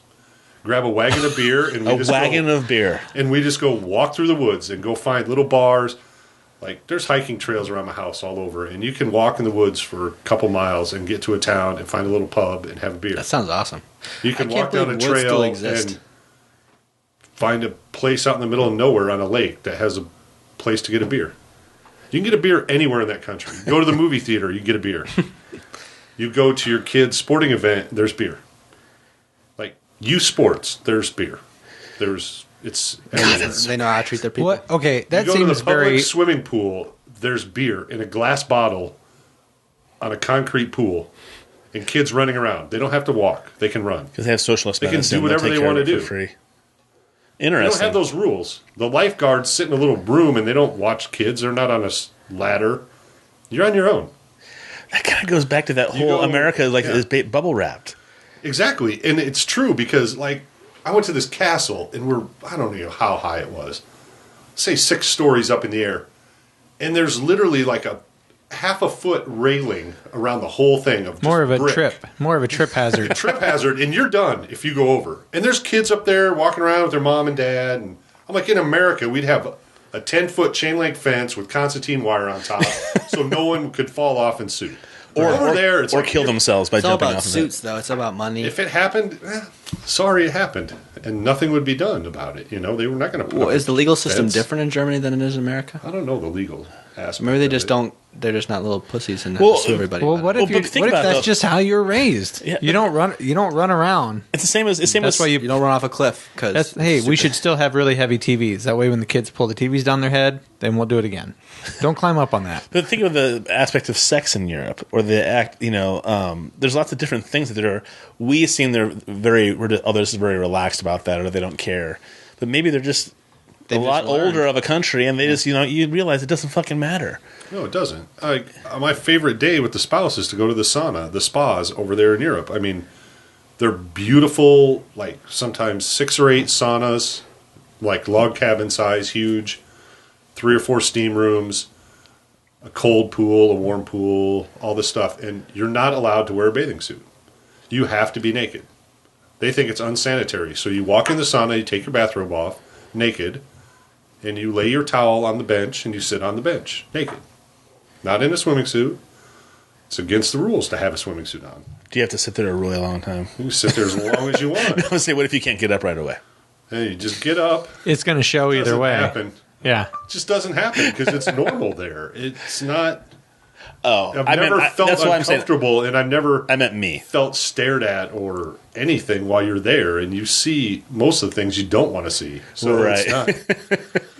I think deal, it's but I mean- it's a social norm. So It is. people It's just accept it. norm. I mean, like Drew, my 10-year-old plays basketball, and it's co-ed, and the girls change with the boys at 10, 11 years old. Well, they don't have anything yet. So. But they don't. Still, we do it doesn't- now. Yeah. In elementary school. It's not allowed in America to do that. The Right. girls have their locker room, the boys have theirs. But I think That's it's why just we have such a problem with it is because whole team we goes almost in and- make it taboo. Yeah. You know? Well, it's No, you don't go in there. it's all religion. That's what it's all about in America. We're super religious. We started out really what was Puritans? Puritan in the Yeah. beginning, and then it just kind of. But then all of our founding fathers were very anti-religious, which is the funny thing. Yeah. It just kind of stayed in the culture, I think. Well, and then nowadays, man, I mean, I get these memes on Facebook of people that I work with, and it's all of some Carrie Underwood, right? Very religious lady had a picture of her, and it said during a speaking engagement, some guy told her to keep her religion out of her comments, and she went off on this guy about how religious she was. And so, first of all, I'm not even sure that somebody actually did that to her. Right. But then it was tied into all these keep the Christ in Christmas things. It just was one thing after another, and I was just like, man, Christianity is the dominant religion in this country. You can't get fucking away from it. And why do we continue So- to act like it's under siege? It's like I'm a constant victim because I believe in Jesus. That's the mentality of it. And I kept thinking, what would Jesus think about you guys walking around saying things I like that. That's good. That's good. the right? farmer, The farmer Yeah. brown ale. What would Christ think about us walking around going, oh, I should be able to talk about Jesus anytime I want. Don't villainize me. It's okay. I mean, it's like making a big deal out of something that isn't a big deal. Well, it's like, what would the founding fathers think of America today, or what would? Or even World War I vets. Yeah, think of There's only a couple left. they'd probably One see, or two. There's one or two. Probably see World Honey War Boo I. Boo and off themselves after that. I'd be like, no, that's not worth it anymore. I would assume that they would be okay with it. To be honest, I would think that they would see. They designed this thing to kind of be. They'd see on the it's on detriment a of train. society, the fact that society has crumbled to the point where we find this entertaining, and then they go, oh, But not That's what it's supposed to But be. not I sure everybody am glad does. me and my or Not my five everybody. friends. I'm sure my got- friend got blown up because that's the right way to go. That's just Thank God. Hey, all right. Lighter note, Chad. What is probably in your eyes the biggest difference that you see when you're in Germany versus the United States, and vice versa? Pros and cons. The pros, I think, like I said, it's the calmness. It's not so 24 hours a day, 7 days a week, go, go, go, go, go. Downtime. Every day between 1 and 3 is supposed to be quiet hours. You're not supposed to mow your grass. 7 days a week, it's that way. Wow. I mean, it's not always adhered to, but it is very much so. In America, we kind of consider that being lazy. And that goes for businesses too, right? No, I'm Or just no? saying, like mowing your grass, taking trash. Just keep it quiet during those hours. People take a nap, rest. I like their aspect of food and the culture. It's like you go to the grocery store and there's the crate of lettuce is just thrown out on the thing and it's still full of dirt and everything else, and you just grab it. It's not all hyper washed and done. It's still natural. It's still good. You don't have to go find organic stuff like you do in the U.S. 'Cause It's everything it's is available organic. there. Yeah, and they don't allow the hormones in the meat. And they don't allow this. So no matter where you go, you're going to get a good, decent product and not have to look for it. That's like you and I were talking about the new Pioneer Co-op here in town. Yeah. I don't have to go in there and start looking for what the things I want. I know it's all organic. I know it's all, no hormones in the meat. So it's kind of like, I guess that'd be nice to be able to walk into any grocery store and feel that way. Well, it just feels like a completely different world. Yeah. But it's not. It's not that much different than our world at all. It really is not. It's just Once you're little there things. wise, it's just little things. Yeah. Seen a nipple on TV when they're taking a shower selling soap. Yeah. I mean, it's like not that big of a deal. Yeah. I also think about just how foolish and silly we look as Americans to other people around the world with the whole Janet Jackson thing. You guys are still talking about the Janet Jackson nipple? I just saw 72 nipples. It would have to be equal, maybe. At the swimming pool. At the swimming pool. Public pool. Yeah. Yeah. And you guys You'll are see still a talking woman about it. change right in the middle of the grass, take her top off, put her shirt on, and leave the pool. because we're all human. We all have the same stuff. They don't go in the we dressing taboo room. it. She Yeah. just does it right there. Right. And we do that, Doesn't and it's matter. okay for a while. Because little kids can do that. And little kids can run around naked. They can do, I mean, it's okay. It's like when you hit like 10 or 11 or 12, it's like all of a sudden everything changes. And I think that we set our kids up for that. Oh, for you sure, can't do of this course. because guess what? Right now, your body's changing. These things are happening. Well, you cannot. if we didn't influence our kids that way, they would probably be a lot more like the German kids. Just laid back about it. Yeah, who cares? Huh? Not chill. a big deal. Yeah. I mean, that's best.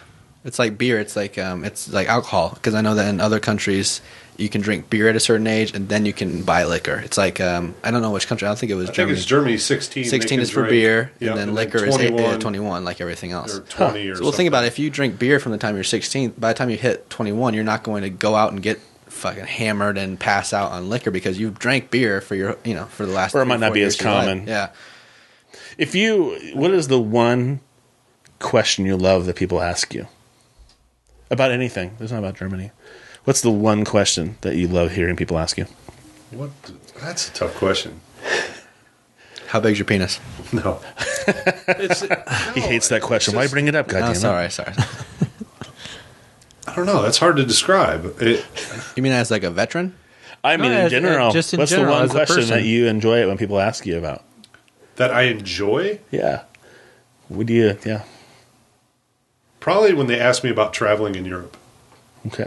I think that's one of the coolest things that Europe has to offer. Where we're at is being able to travel to all these countries for really cheap and see amazing things. And I like talking about different places I've been. And you've been in a lot of places. Holy shit. I would love to go tripping with you through Europe. Yeah. I would And- love and- that. and Just you to could- have and somebody you that you know. And you can do it. It's just probably the misconception everybody has is, oh, I'm going to come over there for a week and I want to see this, this, this, and this. And they're like, no, you're going to see this and this. That's it. Because you don't have time in a week to go right. see. The Louvre. I want to go to Paris. I want to go to Yeah. Belgium. I want to go to the Netherlands, Amsterdam, into Italy. It's like, no, not going to happen. Right.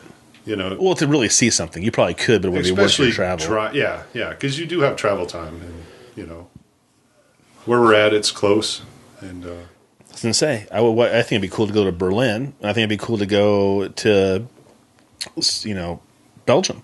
I mean, just those two places alone.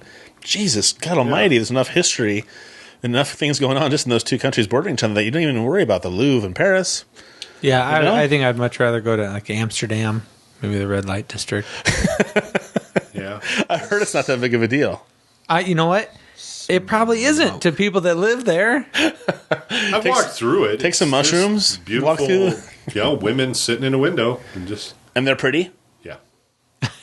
Yes. A few. I mean, but there are red light districts all over Europe, not just Amsterdam. I found out. Yeah, there's one. Oh, why there's is some that? in Belgium, Why are they so famous in for Bruges, it? Then? and Ghent. A lot of weed. I think it's just So if Europeans are so open and women are getting naked, changing, and all that stuff in front of other people, and it's not sexuality and it's not a huge deal. Why is there like red light districts? Why does that still I just somewhat think taboo? It goes down to the old adage, sex sells. I mean, it's the oldest. It's the oldest. What do they say? It's the oldest profession in the world. Yeah. And then I think that's Joe Rogan talks a lot about that. Why do we keep on saying these things can't happen?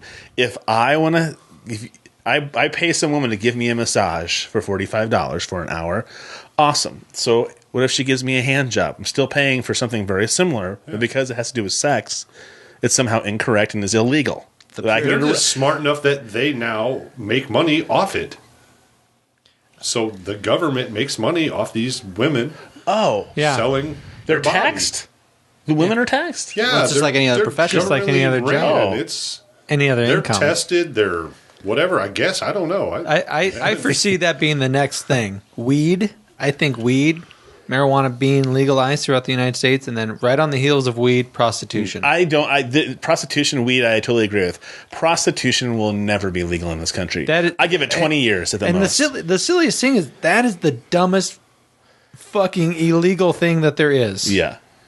Yeah. The fact that I can just go out on a date and have sex with a woman, no big deal, not illegal. Even though I paid for her dinner, I paid for all her drinks, not illegal. But if I just go up to her and go, "Hey, you want to have sex? Here's $20." Or maybe you're paying me. Who cares? Well, how about this? You can say that. You can do that. Now I'm going to fucking jail. You can do that exact same You're thing. gonna put me in a cage. You can say, "Hey, here's $20 to have sex with me, but here's a camera," and it's totally legal after that because it's porn. Porn's legal to make. Even if you pay the person, so she's your movie star. She's an actor. It. Huh. Well, think about this. That's what's so stupid is about like a strip club. What's the difference between a stripper and a prostitute? There's not that much of a difference. One is selling her body for you to enjoy. One with is your eyes. Yeah, one's engaging you actually sexually. One is dry humping the shit out of you. I mean, that's not that different than just having sex with someone. Yeah, I disagree with that. Yeah. I think there's a big difference. Big difference between actual penetration and and watching it and Putting just, something of mine in an orifice of hers is totally different than her dry humping me. I don't know. I don't see a big difference morally anyway. Morally for me. Like Maybe Pulp Fiction, morally. The foot massage and sticking A in wiener the holiest massage. of holies, the holiest of holies. Very nice. You gonna ask any more of these? Go ahead. I was just wondering what. Well, I like this one, Junior. This would be a good one. What? What self-limiting fear or thoughts that you have would you like to overcome? You're a young buck, so this would be a great one. My fear of not living up to other people's expectations. I'm really disappointed. Really? So you screwed that one up. So I'm really bummed. Well, I'm in lockdown now. I'm done. Yeah, no, I mean totally. I do. There's a lot of things that I wish I could do that I don't do because I'm afraid of not doing it well enough that people will. I'm afraid of failing. Yeah, I'm afraid of not achieving. I don't think you're alone in that one. How about you? writing, and like my wife wants me to become a teacher, but I like freeze up and I can't spell. Like if somebody like, oh, you got to go write on the board, I just lock up. I'm with you, buddy. That's tough. I cannot. Really? Oh yeah, it drives me crazy. Like writing papers and schoolwork in general, I just get petrified. Huh. I absolutely hate it. You weren't bad in school, were you? Oh, I wasn't good. But you weren't bad. I mean, you weren't like you have some horrible disability. No. It's just Confidence. Yeah, I guess that's what it is. Stage fright. I love spell check. I can just type crap on my computer and it fixes it for me, And Yeah, I can do that. I can make a joke out of it, and just spell it completely, fucking off, and then people laugh, and then you just go back and do it over again. It doesn't bother me at all. It's funny that what scares us and what doesn't scare us. Well, like doing this podcast, I've gotten over a lot of my fears from doing this podcast. Just like what other people think of me. Just last podcast, I was saying how I'm going to try coffee colonics. Is that where you put it up your butt? Coffee Yeah, in your butt? you brew a pot of coffee, you let it get to room temperature, and then you put it up your ass. Like beer. You got really super drunk. But I'm not trying to get drunk. I'm trying. It's caffeine, and I haven't even done it yet. But I wasn't even nervous about saying it. Yeah. It's almost this. You're saying it to him and to me and to Chad. You Oh, don't he know doesn't it, fucking Right, know. but there's But people watch YouTube. Yeah, but People download this. you don't think about that when you're talking to people. You're just like, oh. right, but just feeling like I don't mind saying this. Well, that's I the whole don't have reason we did the anything to podcast, so we could have a little bit of freedom to talk about some of those things. If Right. you haven't done it yet, hide. No, I haven't. are you going to put it in your own ass? Is your wife going to help you? No, I'm going to put it in somebody else's ass. No, I just said, are you going to do it yourself? Or is Hey, your that wife might going to make you help feel you? more comfortable if you put someone else's ass and you're like, oh, I can do this to myself. Not only Let me that. get this really clean first. No, I would. Couple I would enemas do it. later. I watched. There was a YouTube video. The internet has everything. The Good internet, God. the YouTube is amazing. You That's want to the know how to greatest do thing. something? Get on YouTube. But she was just like, here's a bag. There's you just hook it up on your It's like shower an IV. head. It's like an IV up at the butt. Yeah, exactly. It's just like an IV. butt. Exactly like that. Without the needles. You're just going through a different orifice. You create an orifice with a needle, or you Yeah. go up in an orifice already. So you're going to, how the coffee goes up onto your lower intestine? How? Yes. Okay. And that cleans out your lower, what's No, with it, the coffee? it or- absorbs it really fast. It's like, So what absorbs what really fast? Your intestine, your your lower intestines. intestine absorbs Is that. it like drinking 12 Red Bulls in 10 seconds? You know what? It's not supposed to be about necessarily giving you a ton of energy. It's not like that. It's not like I was gonna say, plugging. that's not why you're doing this. No, it's not like plugging where Because it you've feels heard good. of plugging.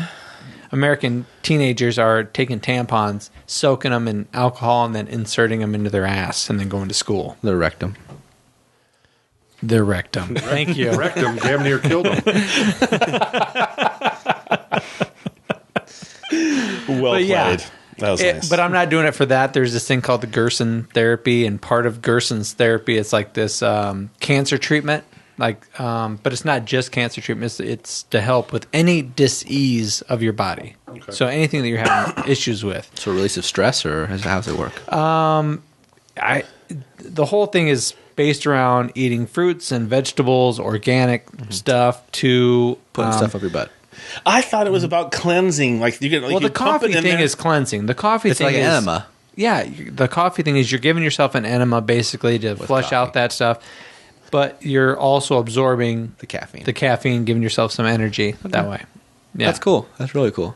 See, I think that See? I think that he we thinks just, it's really cool. So I thought it was all about. I didn't think you were going to get anything from the coffee. I thought it was about cleansing out your lower. It's probably intestine. both. But It's you about get both. a little bit of both. It's like it's like a little bit of the coffee, and then you cleanse. It's like if you use water, you just get the cleanse. But How if do you use know when coffee, you're? you get How do you know when you're done? How do you know when your butt's full? I don't Dude, understand how this is going to work.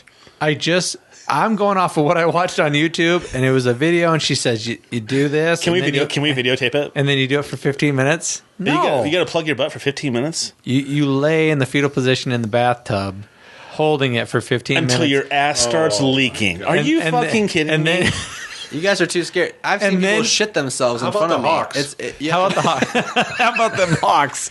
You know what's funny? You have to, like- I'm talking about this, and it's really, honestly, I don't think any different than a woman in the United States taking off her shirt and breastfeeding. Everybody in America fucking freaks out. Ah! It's about the ego. But somebody in Europe is like, "What's the big deal? She's breastfeeding her baby." And there's other people that are like, "What's the big deal? He's giving himself an enema." Right. No, You know what I'm saying? I'm familiar It's with an it. ego But thing. we're It's an ego thing. all freaked out by it. But I think the internet is helping, though. I think the internet is kind of unifying us in that way, that we are all kind of desensitized to those things because we've seen it before. hopefully getting that way, Yeah. right? Because we've seen it all before. It's like, oh, well, I've seen that on the internet. Well, I've and see, seen I've this. tried to desensitize myself because I've been talking about going hunting, and I'm really scared about gutting an animal and being grossed out and passing out or throwing up in front of people.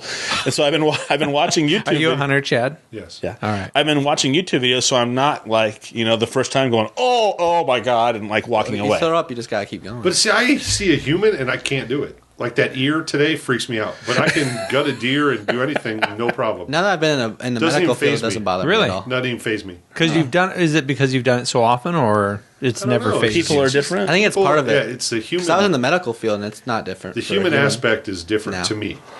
Like my son split his toe one time. He dropped a bar stool on it, and it just split. And to the ER we go, and I'm just like, just passed out. Can't damn do near it. in the car. Can't deal with it. I'm just like, oh, can't watch. I think it's really desensitizing. I think it's you see it enough that you just kind of go like. In the medical field, you see that stuff. We give people colonoscopies. They drink stuff that just makes them shit, and then a lot of Flush their times system, they yeah. don't work. It doesn't work, and then you have to make them shit yourself while they're passed out. You put pressure on their stomach, and it makes them shit out. Oh, to make room for the God, colonoscopy. we have got Yeah. to change the fucking subject. What's the next question? All right. There's a question on here. What activities would you do if you weren't afraid to do them? Ooh. Like, is there something that you would? I would love to go to Europe. I would love to go down to Peru and do the whole ayahuasca thing. Oh, that'd be pretty cool. I would love to go. I would love to go to Denver and get high as fuck. But I would be nervous to lose my job. That'd also But there's be pretty certain awesome. things that I would love to experience, not because I want to wreck my life, but because I just want to have that experience. I just want to try something before I die. You just turned 40. You're halfway done with I'm your life. halfway there. Yep. What would it be for one of you guys? Orgy, Straight up everybody- Roman orgy, everybody's craziness. fucking all around you. All right. I'd just be scared of like not measuring up. You know, Damn it. I think it'd be Really? cool, yeah. Okay, so the orgy thing. Yep. Chad? the one thing Do orgy too. that I'm afraid to do. Yeah, something that you're like, oh, I could never do that. But you've always in the back of your mind thought, I would love to do that. It doesn't have to be anything crazy. It could like be an orgy. skydiving. Yeah, it could you be know? something simple. It could be rock climbing. Or an orgy. I've read a couple books, and I would love to. I know I'd never do it, but I'd love to hike the Appalachian Trail, the whole 2,300 miles, Yeah. and the Pacific Crest Trail on Wow. the East and West Coast Trail. Those are doable. Can I ask you what They are stops doable. you? Yeah, what stops What's you the from fear that? that stops you from doing something? I mean, hey, man, you're not employed. It's reality. It's wife and kids. Basic, yeah. It's Okay. more. So it's not a fear thing. It's just it's just in your I have a financial responsibility ability, to take care of my family and not be apart, and that would take months. It's like 4 to 6 months to do the Appalachian Trail. Well, I think it's even harder for Wow. you because you have had you've had time away from your family, so it's not Yeah. like it would be a new thing. It'd be like, fuck, one more time I'm away from my family. What about taking them with you? I think it would be something I'd want to do on my own.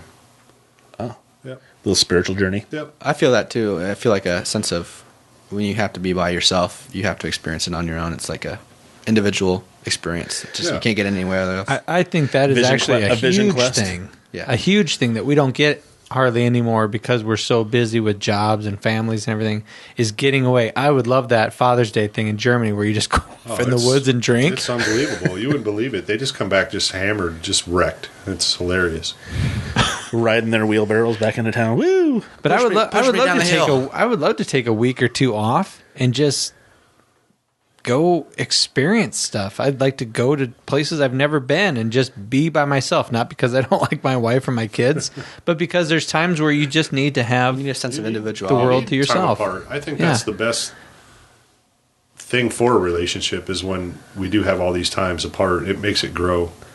That's why I Because keep. when you have these long stretches where we're always together, I think You you get just start to get complacent. on each other. Yeah, and it gets and then Yeah. when you're away for a while, You start to we miss them. communicate better, and you have a stronger bond, and you have a need or a longing for that person that you kind of I think That old grow saying, too accustomed to when you're together distance all the makes time. the heart grow fonder. A Yeah. romanticizing of the memory. Yeah, Yeah. So I don't know, just a thought. No, I like it. That's all I like that right. one too. Was there anything else? Go ahead. something- I don't know. Oh, the orgy thing kind of surprised me. Did it? Why? Well, Have you done it? No, No one's I done it here, haven't. have you? No. No. You're Todd. Orgy. I was hoping find some things out. I'm uncomfortable. what? I'm uncomfortable by myself. I think it's Couldn't imagine. I think it's awesome that you said it because he's sitting right across the table from you. I don't know if I'd be able to. I don't know if I'd be able to sit across from my father and go orgy. Make direct eye Right contact. orgy. Hey, this is not the first time that we've had this. Multiple vaginas. We've had this Out of conversation one into the before. other. Well, you know what? What is something that Junior would be surprised at? To know about me? Yeah, A to know fear what thing, is right? something that you enjoy that would surprise Junior? Is there anything that you kind of? We're pretty tight. I'm trying to think of one thing that he would not know. We are pretty tight. I'm not sure about that because I mean I've talked about fears with him as he's getting older and becoming a man. I've talked about the things very that similar. I've fucked up on and screwed up on that I'm like I don't want you to do them. I didn't want you to not to do this because I was trying to be a controlling parent. I just wanted you to make the same fucking mistakes I did. Because he's so far ahead of me already. When I was 23, I mean I had him, and I was scraping along just trying to make shit work. Did you have your canines? Nope. No, I had. No, you had these. I had my he's still canines. Big behind. ass ones. I got nothing. So he and I mean, we kind of grew up together. When by the time he was 5, I was divorced from his mom, and we were on our own doing stuff together. And ever since then, we've kind of been together. So I'm trying to think of some kind of. There's nothing secret in your head that you've ever just thought. We've even talked about we talked about porn. and all that I would stuff. say that Really? Yeah, that's pretty. I Awesome found his open porn a long relationship. time. I would want to try anal, but that's the only thing I would probably be surprised. Oh, that's not that. I'm not surprised. I'm surprised you haven't done it yet. Nope. Sorry, it's never going to Chad, happen. Chad, what would surprise somebody to know that you like? And you don't have to go anal, dude. You don't have to. But you can't. if I you wasn't want, trying feel just to be comfortable. sexual. I was just saying. It doesn't have. It could I be couldn't think of anything. it. I couldn't think of anything. Sorry. Maybe you want to grow flowers. Maybe you just want to be a gardener, and nobody knew that. This guy, green thumb. Maybe you just want to sit back on a rocking chair in Germany and smoke weed all day long. I don't know. Is I weed also want legal? to do Is that. weed legal there? No. Oh, it's not. Okay. What? That's surprising. Medical, and I guess it's available. Well, is it Barcelona? Where in Spain is it? No, it's Portugal. Everything's legal. Just Heroin, don't- cocaine, everything is legal. Just Why don't say not? They Barcelona. decriminalized like Barcelona. everything, and they've had a huge drop in crime. Like Colorado with weed, they've had a huge drop in crime. Portugal. Portugal, I was heroin. there like a couple of years ago, and I didn't know that. Well, Yeah. I mean, if you think about it, really, it's the same idea of what can you do with your own body? What's legal for you to do with your Yeah. own body? Can you inject You wanna do enough meth that you kill yourself? Is that for the government to decide that you can't do, or can you do it yourself? Population control. So you were saying? Orgy, go ahead. No idea. These are just questions I know. I guess You I need never to be ask more yourself. Worldly, yeah. I just I don't even know worldly. think about and. I mean, you've experienced and seen a lot too. I've so thought it's about kinda- this. Besides the hiking thing alone, I just kind of want to take off by myself and go do something. Just travel. Do you have a motorcycle? Are you a No. motorcycle guy? No. You just would like to take off and kind of travel around. Just get a truck and a camper and just go get lost for 6 months and Wow. just not give a crap. About anything Where else? I park that night, it's my own thing. No one telling me what to do, what to eat, what to drink. Just get lost. Well, yeah, because 6 for the last 20-some I was years, going to say. you've had every aspect of your life dictated to you for, right? Kind of. I mean, when you're at work, but I've had great bosses in the Air Force, and it's not as bad and as rough as people think. I've had phenomenal friends that were bosses, and just a few bad ones. The whole 24 years, it's been amazing. But there is Got really lucky. still a confinement. Well, yes, right? you're You can't tied to leave, the man. I mean, when the commander in chief says we're going to go invade here, and you got to get ready for it, and you're working because of it, you're like, really? Damn you! Sure. Yeah. And little things you got to do that people don't know about behind the scenes that are just like, really, we do this? I'm like, oh yeah, we do. If they only knew some of the things our government does, it's pretty bizarre. I bet. Sketchy. Bizarre is a No, good I wouldn't word. say sketchy. It's just there's things that have to happen that people just don't know about. Like when the president travels, what is involved with that? It's mind blowing. I bet. And how things are planned months, years in advance sometimes. And you keep reinventing it, going over it. You're like, Yeah. how many millions of man hours are wasted for things that are, really? It's kind of interesting. Stephen Colbert said that the other night. He was doing the Kennedy honors, and the president and Mrs. Obama were there. He was like, and I'd like to welcome the most powerful person in the world, Michelle Obama. Yeah. Everybody clapped. Oh, just like the other day, these couples getting married on the 16th hole in the golf course in Hawaii, and their Secret Service come up and it's like, oh, I'm sorry, your wedding's now called off because the president's golfing. They're like, really? But Yeah. they were happy to move it, but it's like... That was a huge story because those people, even from what I've heard, those people invited the president. Those same people that got kicked off the course had actually either as a spoof or legitimately sent a request saying that we'd like to invite you to our wedding. Yeah. And then he showed up and they were Well, off. I heard that he called them. He also spent time with them afterwards. So, again, it's one of those headlines, Yeah. Oh, my God. Wedding ruined by President Obama, and there's a lot of like shit. they said, he probably doesn't even know it's getting ruined. It's his people doing that. Because he had it set, I'm golfing at this time, and... His senior executive underneath him. Is there something that we don't know about you? We'd be surprised to know? Oh, turn the tables. Oh, yeah. How I'm the used to turntables have asking the questions. It's all right. You'll have to adjust. Something that I would love to just have the... I hate the feeling of confinement. I hate the feeling of being trapped. And that is applied to everything in my life. Trapped by a mortgage, trapped by a job, feeling like I have to do certain things. I hate feeling trapped. I hate that.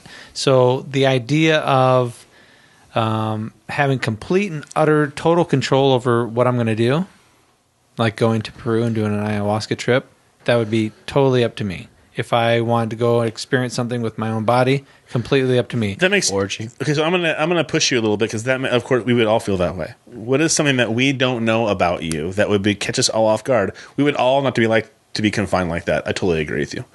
That's too easy an answer. Okay. I'm sure I've probably said about this. Yeah, I'm sure I've probably said this before, but I think that we waste a lot of time and money and effort and false hope on giving money to diseases, cancer treatments, whatever.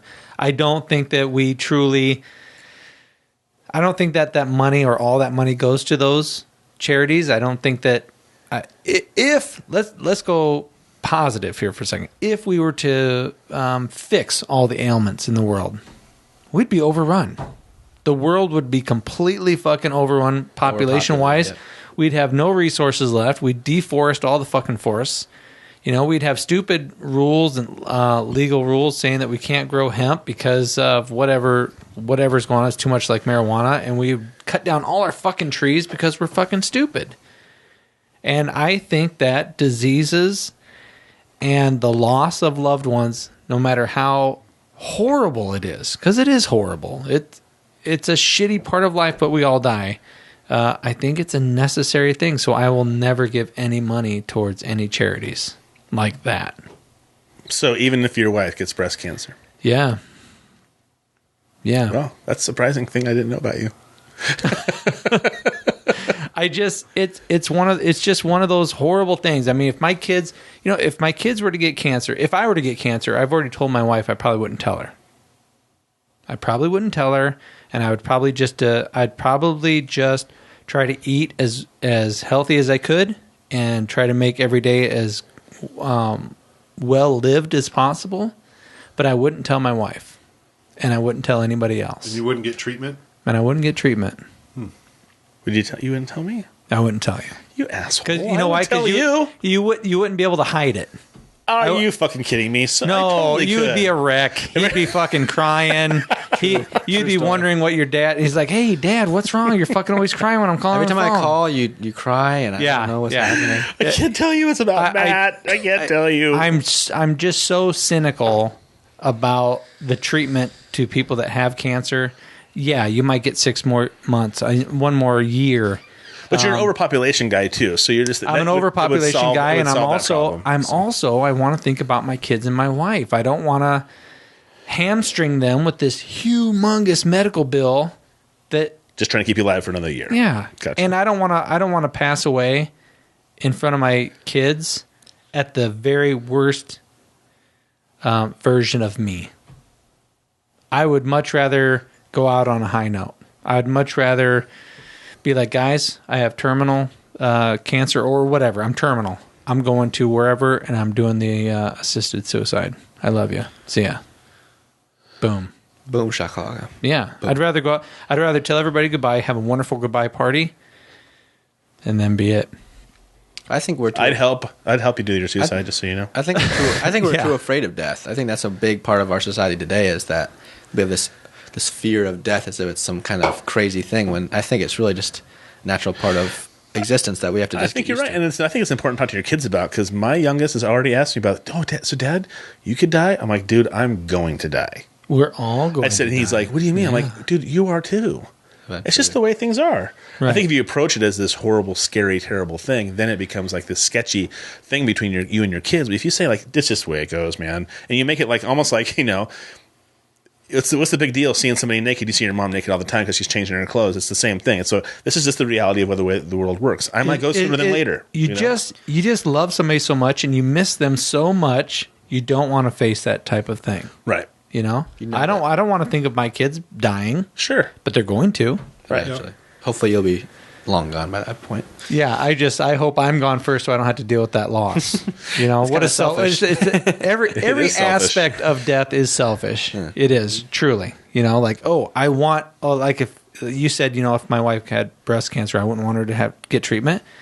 Selfishly, maybe I would, so that I could squeeze out a few more moments with her. But shouldn't the idea be more along the lines of, I've squeezed out every moment I've had with her, right, so far, and the journey's been amazing, and this is life. Yeah, yeah, and you should be doing that now, whether you're going to be dying or not. Right, but we don't. We don't. Yeah. I think that's the huge regret, the underlying secret thing behind all the motivations, behind all the decisions, is that we don't live every moment to its fullest, and we don't appreciate the people that we do love, so that when that end part comes, right, then we're like, oh no, hold on for a few more months, because now I want to make it count. Right. Now I want to get my bucket list out. Yeah. Well, it's like that. Was that Garth Brooks song? Did I ever say that I love you? Or I ever tell you that I love you? I always loved that song, but it always made me think about that. Well, shouldn't you be doing that anyways? Shouldn't you be telling the people that you care about the most that you love them, that they all know for sure? I mean, that would be my biggest regret. If I were to die and people were like, oh, I'm not sure if people cared about really, me that'd be your biggest regret? It would be. I would hope the people that are important I keep falling back to the orgy thing. It's a big one. It's a big one. Everyone's back. You know what? There's no reason to have an orgy. But here's the thing: maybe you have one. Maybe you have an orgy, and you're like, oh, you know what? That really wasn't as great. That's as why I thought it was. I want to get out of the way, so it's not a thing anymore. I popped 4 Viagra. And I just went for at least 4 hours. Not medically safe. I sat there aching and throbbing after having sex 10 times, and it wouldn't go away.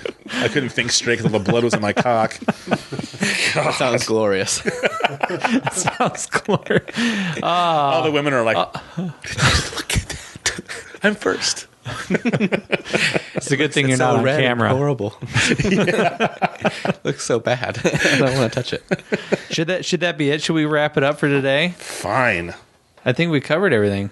Yeah, we did a pretty good job. We talked about We're over fears. 2 hours. We're over 2 hours anyway. And I had to tell you guys about my very downer view of the world. I can't wait to drink with you tonight. Can we talk about death and your dying family again? Right. And so this podcast is coming out after the New Year's, but guess what? Tonight is New Year's Eve. Happy New Year's. For us, anyway. We're going to have a great time, play a little Cards Against Humanity, drink a lot. Maybe Junior will make a few phone calls and orgy on. I mean, I don't know. Not here, pal.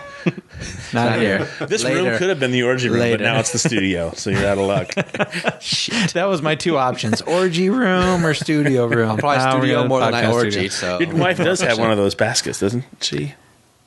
No, I thought we decided not. We agreed never to bring that up. Right. You do have a wrestling mat, though. That's true. Perfect. Yeah. We do have a family friend that has a pole on their deck, and they're all over 60. Is this in California? Geriatric poles. It's not in California, but there is a pole. Wait a second. Is that up at the cabin? Yes. All right. Yes. Wow. Let's get it on. So when you... I've seen it. I've seen it too. It's not always pretty, but I've seen it. Are you like, you go, Dad? You got this. That a boy. He's always been like that, though. I don't know. Yep. Let it go. I probably spent more time with Dad than Chad has, as a matter of fact, over the years. Yeah. He never surprises me. Well, I'll tell you what, I never want to go up to the cabin and actually see the pole being used. So for that, on that note, stay tuned for our sponsors. Thank you very much to everybody for being here today. Thank you, Chad, for bearing it all. That was awesome. Thanks for Junior, thanks for showing up with your gapped mouth. Sounds good. Thank you both for allowing me to stay home this Christmas. Yeah. Yeah. Appreciate it. I had a nice Christmas. See that? Yeah, he was like, How about you just not Whatever. say thank you? yeah, shut the fuck up. How about we just move? Shut the fuck up, Dad. Todd, is there anything that you should tell people? Like, don't know. hey, You hey, think maybe maybe somebody you should go to There you tpspproductions.com, go. and while you're on there, you can like the production company that does a wonderful job of hosting this podcast with Matt and his partner. Also, while you're on there, you can go up to the top left. It'll say shows. You can click on that and go to the Primal Scream website. And you can like us while you're there. You can follow us on Facebook and Twitter. You can go ahead and download us from iTunes and Stitcher. If you do that, please subscribe, review, tell us all the low down, dirty, shameful things you wish you would do or not say. But that's pretty much it. And also, I mean, YouTube's a big one. Yeah. So make sure you go to YouTube and check us out. Is there anything else on the production side you want to chat about? No, there's going to be some, yes, actually. There's going to be some new Count to 10 podcasts coming up for this year. Be looking for Simon Sanborn to be helping parents deal with kids, helping kids deal with their parents.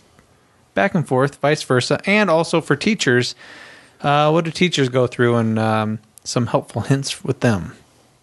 So that Don't forget about bandwagon. The bandwagon, the coffee clutch will be back this year.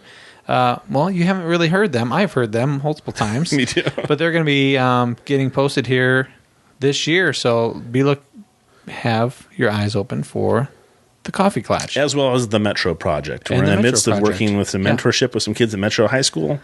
And you guys should be checking out that podcast coming up too, right? They're going to be doing their 40-year documentary type of a project. I've heard you for chatting Metro. about it, so I wanted to know more. Yes, and so I'm going in and helping kids kind of understand the different levels, aspects, steps on how to produce a podcast, how to get it out there, multimedia, questions, how to conduct interviews, video, all that stuff, how to set it all up, also with the studio in their own school. So that should be interesting.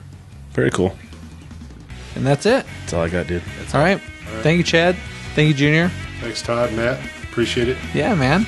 I'm Matt. I'm Todd. I'll see you later. Adios. Good night.